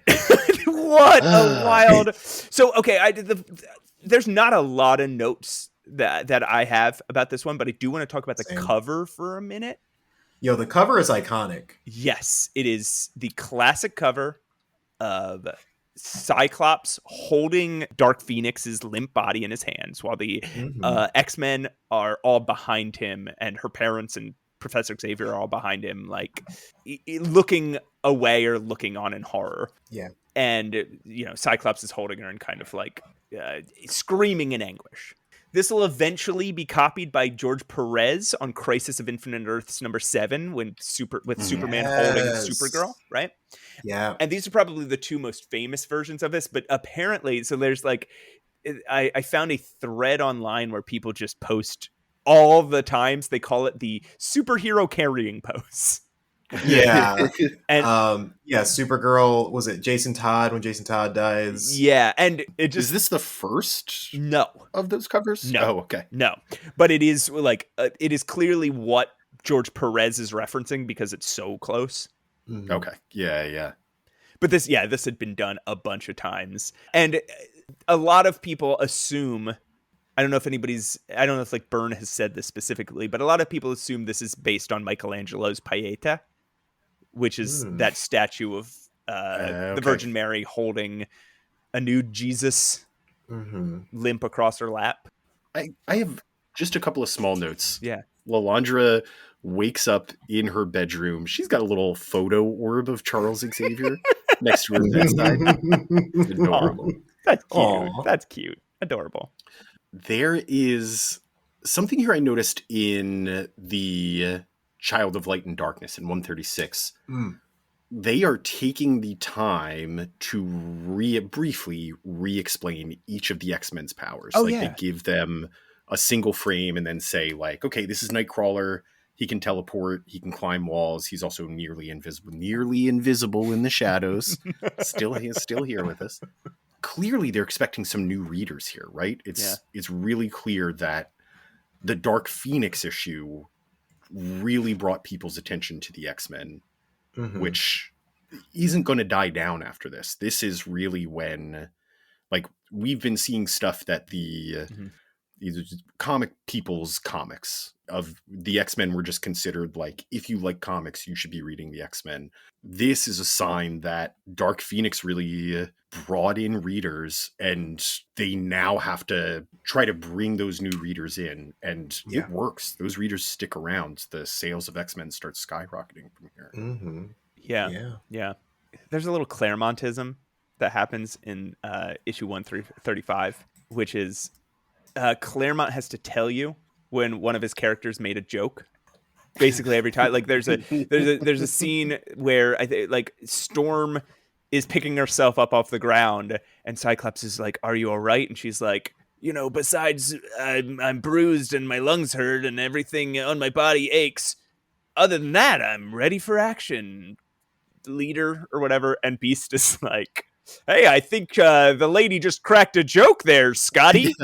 Like, is that okay? I don't think she's being sincere. Fucking yeah. This is something Claremont's going to just continue to do, is people say things that are barely jokes, and then somebody else is like, "Oh, looks like somebody learned how to make a joke just now." Learned how to make a joke. Going back to 135, I jotted down just more instances of like sexual language to describe the Dark Phoenix. Yeah, it's like she strikes like the angel of death, terrible in her unhuman beauty, as elemental, as majestic as the stars in the heavens, and as irresistible. And then there's like a thought bubble of Jean's enjoying this, using her power is turning her on. Yes. Acting like the ultimate physical/emotional stimulant. Yes. Yeah. It's very similar to like the vague sexuality that they plugged into her last time at full Phoenix power, mending together the M'Kraan crystal universe. But also they reference that. They also reference like the Tree of Life comparison and how it differs from the mindset she's in now. Yeah. Quentin, I do think it is on purpose, right? I do think this is definitely... I do think it is definitely Claremont saying this is sexual for her. She is having orgasmic like experiences from this power that she's imbibing. He says as much sometimes in interviews, but even if the artist is dead, I think it's all clearly here on the page, right? I just find it very fascinating. Yeah. It's weird, and sometimes I wish other people were handling it, but... then Byrne and Claremont. Yeah. It is consistent, though. It is very clear that they consider this a sexual experience for her. Yeah. As well as among everything else that she's experiencing. Well, right. And then, I mean, like, her, like, the fact that it's linked to her sexual awakening, I guess, is what it was supposed to be with Jason Weingard. The first time she feels passion for a person rather than just, like, her schoolyard crush on Scott Summers. And this first time that, and she like comes out in this corset and she's like in that fucking punk rock disco club, like this mesh of like weird genres, because Claremont doesn't know what any of this stuff is. So she's in this club and she's just like, we pointed out earlier, she's like, I find this all exciting. Mm-hmm. It's Claremont somehow like sort of dealing with Jean's sexual awakening in like in a very weird way. Yeah. Do you have more notes, Quinton? Are you ready for me to tell you about 137? Oh yeah, let's go for it. The Fate of the Phoenix! The Watcher recaps the story of the Phoenix quick before suddenly the X-Men find themselves transported to space on the flagship of the Shi'ar's Grand Fleet. Lilandra tells them before a huge auditorium of aliens that for her crimes, they must destroy the Phoenix. Solemnly, Gladiator tells the group about Phoenix destroying a star called Debari, creating a supernova that took out a planet with 5 billion inhabitants on it. The X-Men, predictably, take this pretty hard. Cyclops tries to plead with the Empire that the Dark Phoenix is gone and Jean has her powers under control, and it does them no good until Professor X demands a duel of honor. What? Yeah, apparently the Shi'ar are honor-bound to accept this as a form of trial, so after a quick conference with some alien leaders, Lilandra accepts. This is another part of, like, Professor X just getting himself involved. Yeah. Honestly, he shouldn't be here. He was brought along just because he's the Queen's boyfriend. Yeah. Yeah. Like, they meant to bring the X-Men. Yeah. He is fucking up this whole plan. And so bad for everybody. And I don't know if it's I don't know if it's wrong for them to have gone through this trial by combat. But Professor X just takes it upon himself, and Beast comments on this, right? Like you're just like speaking for all of us. That he just takes it upon himself to be like, my guys will fight your guys. Who's gonna do what now? Yeah, like who's gonna do what? You're not our dad. The X-Men, speaking of you're not our dad, the X-Men retreat to their rooms. Go to your room. And they each get a scene in which they debate internally what they should do given all the information they just received. While training on some weird bar things, Nightcrawler thinks of his days in Germany and how he'd never be able to forgive the Nazis for the Holocaust. So how could he forgive Jean? Oh, thank God. While he tortures himself, he misses a jump and Angel catches him. The two discuss their decision, and Angel is likewise worried that he won't be able to fight for Jean.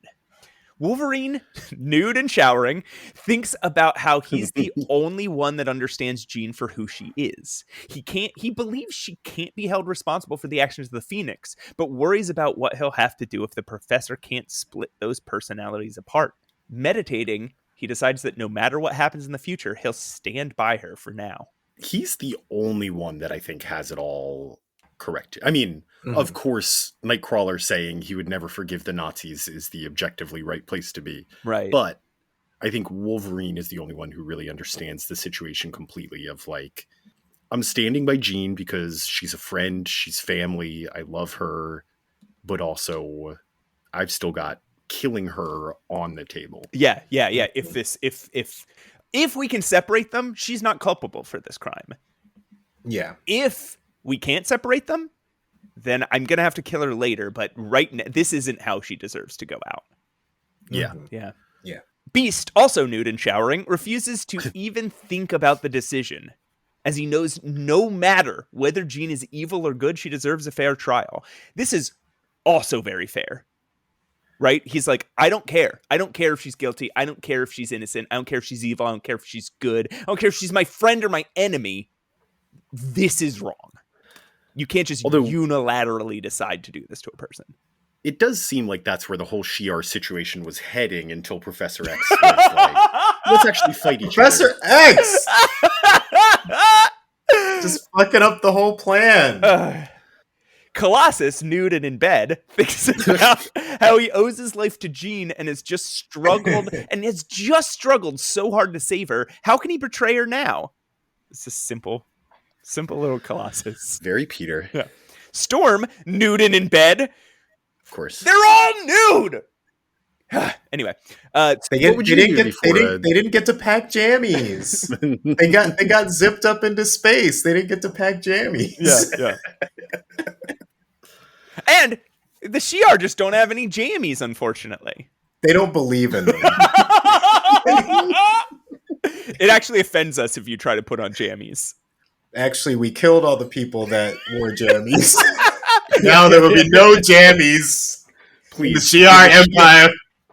Okay. Storm, nude and in bed, thinks about how her friendship with Jean was the first thing that made the X-Men feel like family to her, and decides, based on that, to defend her. Cyclops stands on a little observation deck, staring out at the stars and thinking about how Lilandra might be right. Not nude. Not nude. Not nude. Unfortunately. No, with his little Scott Summers penis waving amongst the stars.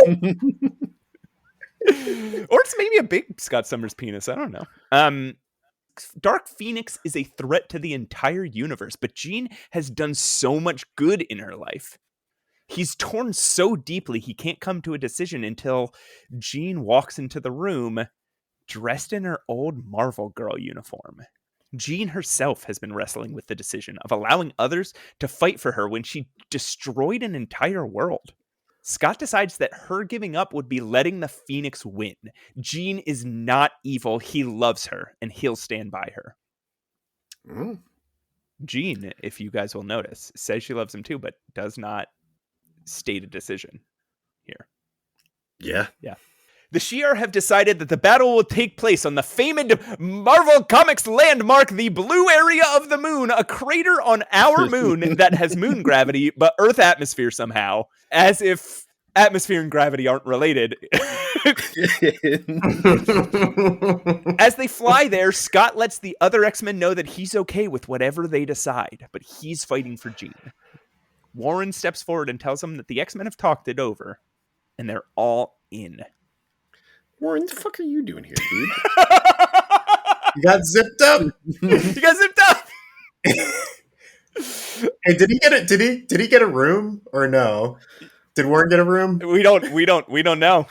He just had to share a jungle gym with Nightcrawler. Yeah, Nightcrawler's perfectly fine sleeping on a jungle gym, just like hangs upside down by his tail, and Warren's just like uncomfortably trying to like fit himself on like in between the bars all night.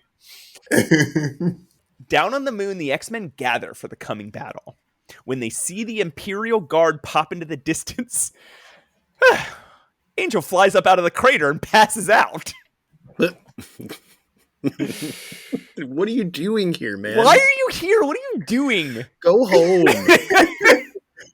He's so bad at this. He's so bad. Though thankfully Storm catches him before he hits the ground. An adult. As the Imperials advance, Scott splits the X-Men up into teams. Team 1 is Angel, Nightcrawler, Marvel Girl, and Cyclops, while Team 2 is Storm, Colossus, and Wolverine. Is there one other and Beast. Team 1 quickly runs into the fiery Starbolt, the super strong Smasher, Manta, whose powers I don't know, and the telepathic Oracle. Team 2 faces a big blobby robot named Warstar, who is actually two robots, as they find out when one springs out to tangle with the Beast while the other fights Colossus. A robot? That's two robots. One weakness. Gladiator shows up and rips the ground out from under Storm and Wolverine, causing Wolverine to tumble into a weird crystal dome, like through the wall. Storm tangles with Earthquake and Hussar and gets her ass beat. Meanwhile, Smasher beats Angel's ass and throws him down a hole. Nightcrawler dives after him and finds himself lost in a series of hallways. He sees and tries to sneak up on Manta, but she blasts him with some kind of light beam and he crumples to the ground.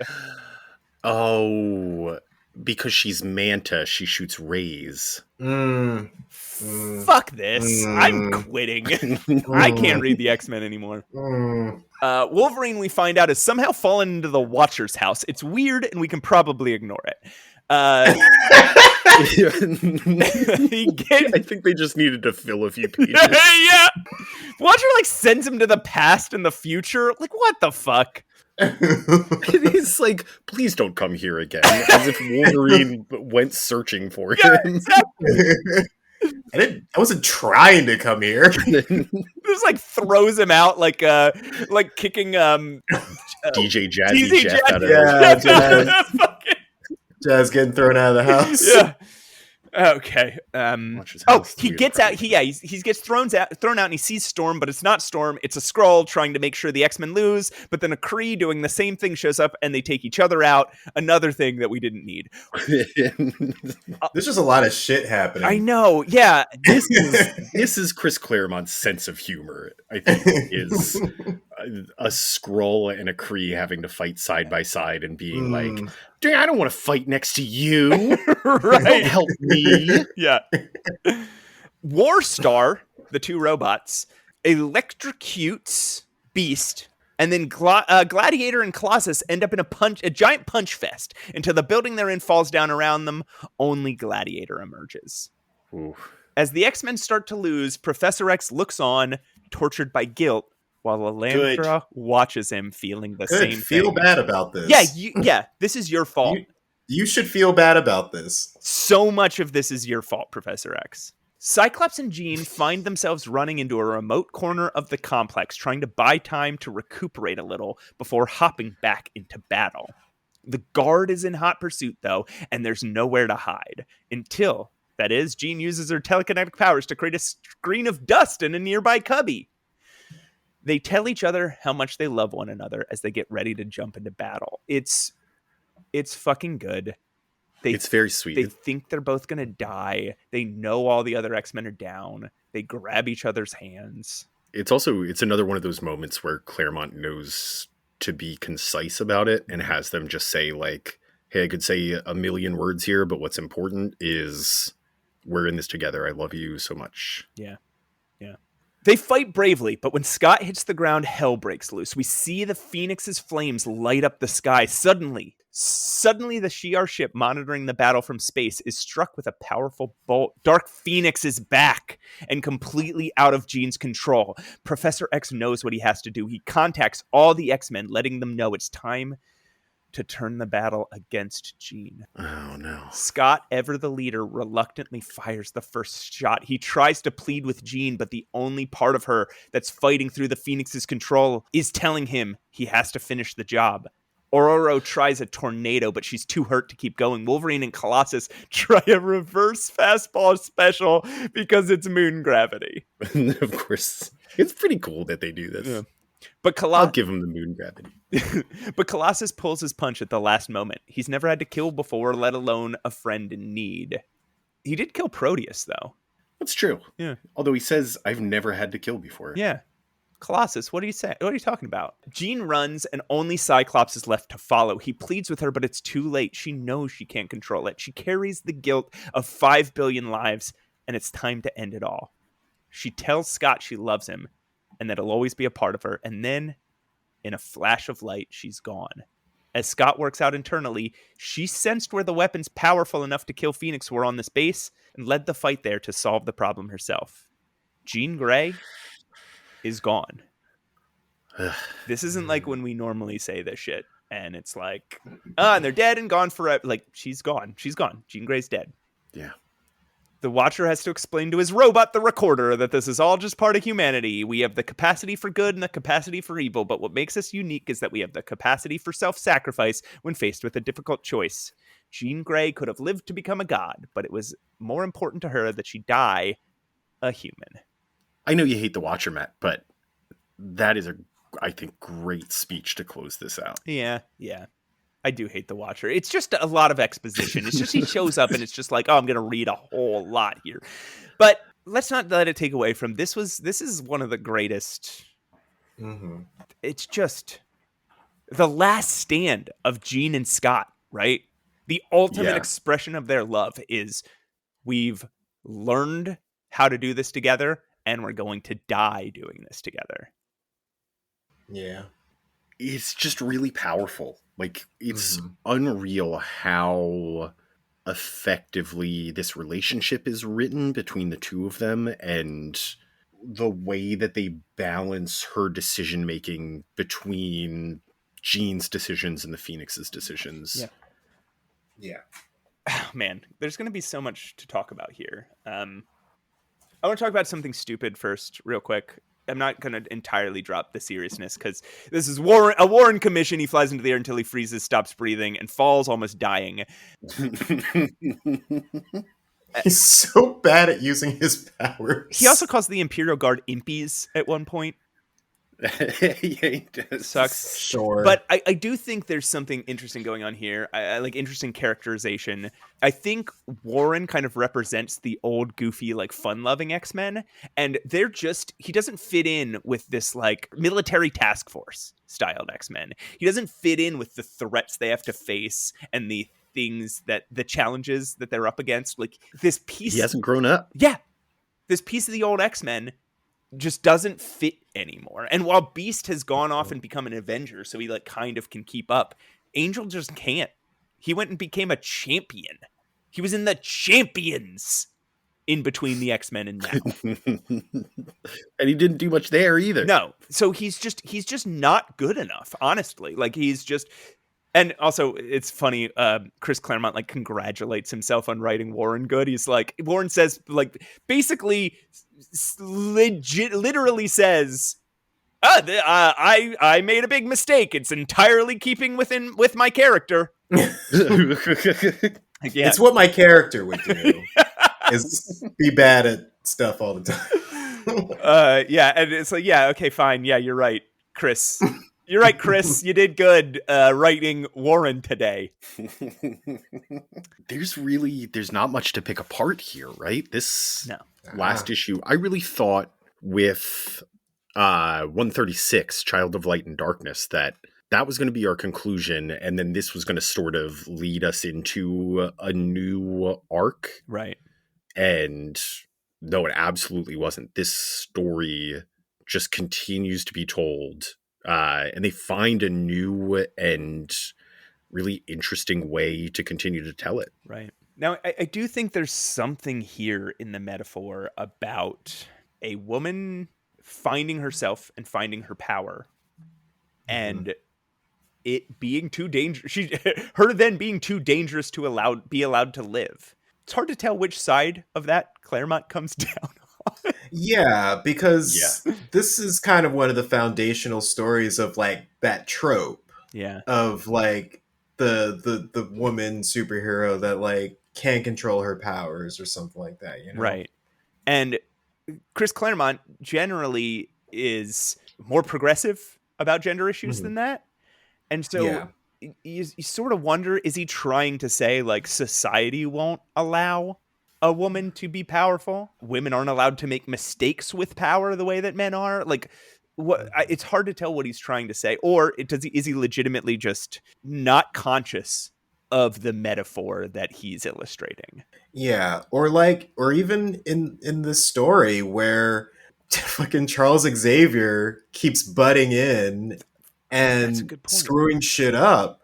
So it's like, we'll never know if she was ever going to be able to get to a place where she could control her powers. We'll never know that. Right. Because of his interference. Because of a man who couldn't let go of his paternalism. Exactly. And his feelings of inadequacy compared to his male student. We'll never know what she could have been. And let's not forget that he was also in love with Jean as a 15. Oh, God. I do want to forget that. I want to forget that so deeply. Disgusting. I think that the metaphor revolves a little more around dealing with a person with mental illness, like a severe mental illness, and just the impact that it has on your friends and family, on all the people around you, and how easy it is to be a person while suffering from mental illness, right? The Jean perspective is, hey, you might be at a point that's actually dangerous. You are still going to be able to maintain to a degree where people will notice that something's off, but just assume that everything's normal. It's a very private battle that she's fighting. And then because of that, her entire family has to deal with the most extreme version of that fallout. Yeah. I think that's where I was reading this, sexism aside. I think that's really interesting. I think, yeah, I mean, I think like you also see a bunch of the ways that people handle a person who's going through mental health struggles, and their connection to them, right? Like you see, again, I'm repeating this word over and over, but you're seeing like the paternalism of Charles Xavier, right? And that's that sort of thing about like you're just trying to control her mental state. Yes. Yeah, like your parents might do that. Or, even a spouse might do that. Then you see Jason Weingard, Mastermind, exploiting that mental illness for his own gain. Encouraging her to lean into it. Right. And then you see, it's hard to say where like Cyclops and Wolverine both are different sides of this coin of like really embracing her despite it or because of it, right? Like, I love you not just despite your mental illness. I love you because of it. It's a part of you. It's a part of you, yeah. Like, but also, we can't separate it. Yeah. Their helplessness in being there for her, right? Like being unable, despite being the most dedicated boyfriend or friend or aspiring boyfriend, there's nothing you can do to help. This is Wolverine's an aspiring boyfriend. Battle. Yeah, he totally is an aspiring boyfriend. That's so funny. But yeah, you're right. Yeah, no, that's a good point, Pat. It is. Yeah, it's her battle that no one can fight for her. Wild. I said something smart. Quentin, do you have some final thoughts about this whole arc? Like as an arc of the X-Men, as a chapter of the X-Men? Yeah, I really enjoyed reading this run. I know for a long time I've been trying to figure out my entry point into the X-Men, and listening to this podcast has really helped with like figuring out these characters and what make them tick. And this is like a story that I have heard of. I've seen multiple attempts to make it into a movie, and also like on the 90s like the cartoon animated show, series. And reading it, none of those really do it justice. None of them got it right. Not at all. None of them do it justice. And reading this, it made me feel like I was really, really missing out on some really good storytelling. I was really missing out on a really great love story that the movies do not seem to be interested in at all. Yeah, like the first time they tried to do it, they killed Scott in like the first 5 minutes of the movie. Scott is very central to the story. Why did you kill him 5 minutes into the story? I almost walked out of the movie at that moment because, and especially like almost right afterwards, they just start talking about other shit. Yeah, like they don't even acknowledge that he died until like the end where you see his headstone. Yeah, no one even says like, and Scott's dead, and like never. It's fucking okay. Sorry, that movie sucks. That's one of the worst. That movie is. This is for Sinewave Sean specifically, but yeah, I will stand by X-Men: The Last Stand. I think it has some good elements to it, but. I want to actually piggyback on what Quentin said. Yeah, you're right. Yeah. Nobody's ever gotten this totally right? Like I felt like I knew this story before the first time I read it, right? When I'd known it from the animated series and its references to it in other comics. And then the first time I read this as an adult, I think I read it as a kid and it bounced off me a little bit. Sure. But the first time I read this as an adult a few years ago, all the way through, it's mind-blowing how how much subtle character development is in this. How he doesn't just like, there's big dramatic soap operatic things happening, but there's also really subtle psychology happening in each character, and it's consistent. And unlike other comics at the time, like, it's not plot based, it is entirely character based. And the plot comes from the characters and their reactions. I think also, as an X-Men story, I think this really helps define what's good about the X-Men. Like, again, you have the X-Men failing, but being underestimated and coming back and beating fucking ass. Then you have them making like this decision, like, we need to take this into our own hands, going after the Hellfire Club, kind of failing, and society blaming it on them. And that's consequences we're going to see very soon in a really... the first footprint. Yeah, in a really big way, in another story that's almost as famous as the Dark Phoenix Saga. Also, you see some of these individuals coalesce, right? We get really like, this is what Professor X's role is in the X-Men now. He has changed. He has changed from this benevolent leader to this kind of control freak that is out of his league. He's out of his depth now. And then you have Cyclops, who you see what drives him as a leader. You see what drives him as a person. You see what drives him as a boyfriend. You have like Cyclops really being the character that was always kind of locked inside him. And his development is so fucking fully informed by everything he's been through from issue 1 to now. A whole, like, almost 150 issues of development. And they're all here in his character. And then finally, this Wolverine idea. Like, not only is he just a badass in these issues, you got this idea that, like, he's not just a wild man and an asshole, right? He is a loving, kind person, but he has these deep well of, like, anger and brutality. But those aren't his primary characteristics. His primary characteristic is that he exercises restraint over those impulses. Like, there's a moment where Cyclops is like, we gotta go. And Wolverine's like, oh, we're just giving up. I hate that, but whatever you say, boss man. And it's like, yes, that is Wolverine. That right there. How did you not find that until right now? His respect for earned authority. Right. And his ability to control himself regardless of what he wants. Oh, fuck. Yeah.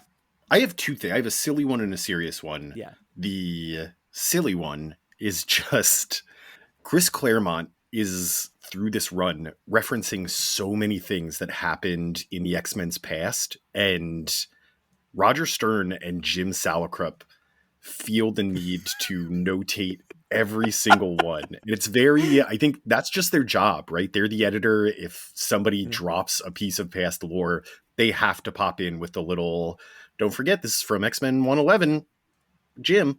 They have to do it like every other page here, just because it's so deeply sunk into the X-Men's lore. It's so funny. They're like, oh, this was all the way back in... Yeah, or I really like those citations. Or even like, this was last issue. Like, okay. But it's been an arc that has been seeded for the last 30 issues. So yeah, of course there's going to be 30 different issues that get referenced in these 9. Yeah. It's why I've never seen anything like it. The serious one, and this is why I was making funny faces at you, Matt, was I think the biggest character progression we got in this arc is Xavier's. I think the idea of him through the first 68 issues being the same person that he is in this comic, but being seen as the natural leader. Like, this is just a thing that a leader would do in this situation, whether it's faking his own death or calling on the X-Men to sacrifice themselves despite it not being a threat worth that sort of thing.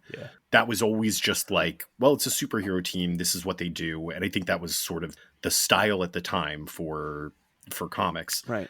He comes back here, and I know this isn't the first time Claremont has written him, but it's the first time that Claremont's like, what if this 60s comics Charles Xavier was still 60s comics Charles Xavier, and he's interacting with 70s, 80s comics characters. Yeah. He's actually a huge prick. Like, there's no reason for people to like him. And that is highlighted in every single appearance of his here. He's egotistical. He is putting his desire for control over the well-being of his students while still manipulating them into doing what he asks them to, or at least trying to. And when he doesn't get his way, which didn't happen in the first 60 issues, it happens here, he turns into a baby about it. Right. Mm-hmm. This is a man who at one point was a legitimate superhero, and he's fallen this far because he's aged out of it, I guess. Mm-hmm. And I mean, there's a argument to be said that not just how it ends, but this whole thing is his fault. Yeah. He put them in these situations that led to this. He trained Jean to deal with things the way she does. Yeah, and I think beyond that, even just saying like, oh, well, he formed the X-Men and the X-Men are here. He's the one, and I'm not arguing, I think this is what you're saying, but he's the one who gave her this mentality, right? I think back all the time to him pretending he was dead, telling her and making her keep that secret, which again, at the time, we just kind of blew by, or the writers just kind of blew by because they were like, well, that's how the story works. Yeah, plot-based storytelling, yeah. But it fits in right here where, yeah, of course, that's something that he would make Jean do. And of course, Jean accepting that as the right thing to do in that situation, it's going to have some repressed, fucked up issues from it. Right. She had to pretend her father figure was dead to all her brother figures for months.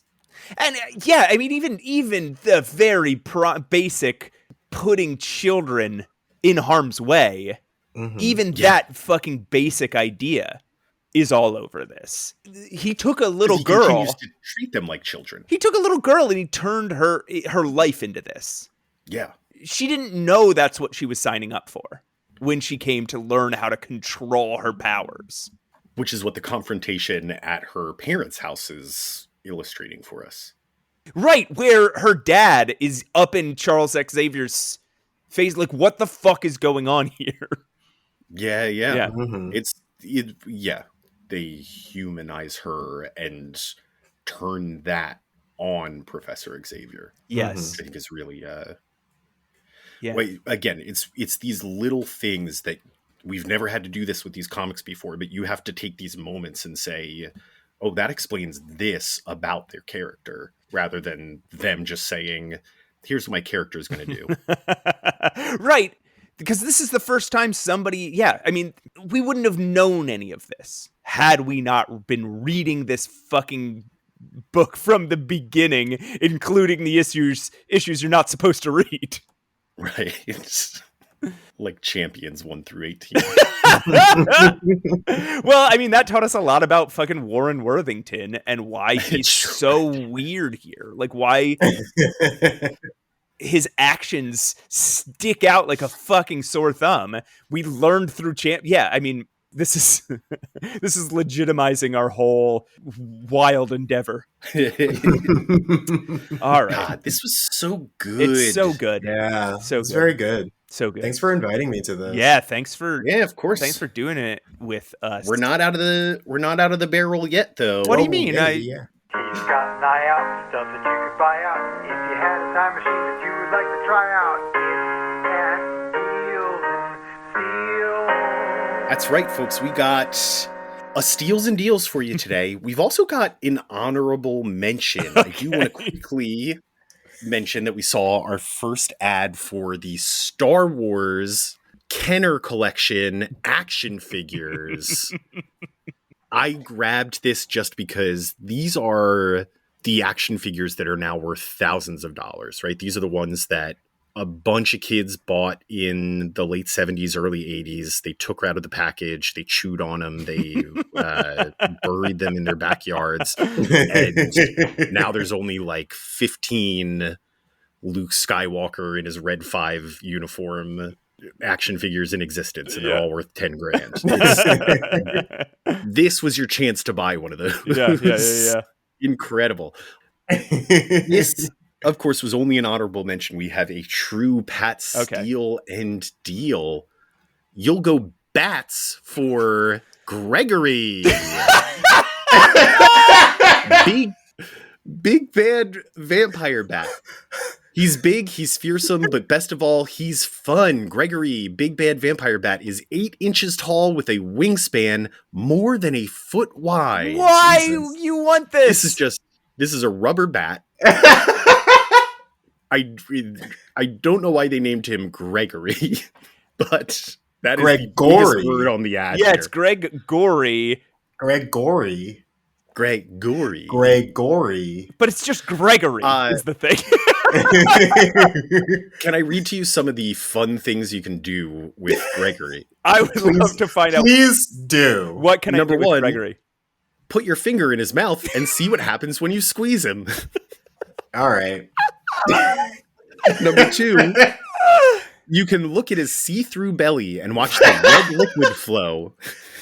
That's what I'm always thinking about when I look at bats, is like, what's going on in their belly? What's going on in that belly? What you got going on in that belly? What's going on in there? Is there red liquid in there? Let me see inside that belly. Number 3, see if your friends dare stick their fingers between his fangs. It's a lot They really want you to put the fingers in the mouth. Yeah, they put really your want fingers that. in this in his fucking mouth. guy's mouth. And then finally, number 4, wiggle his wings or shake him and watch them flap. Okay, I get that. Okay, that's So the only thing I would do with this If you guy. shake him, he I moves. get that. I actually kind of want to do that.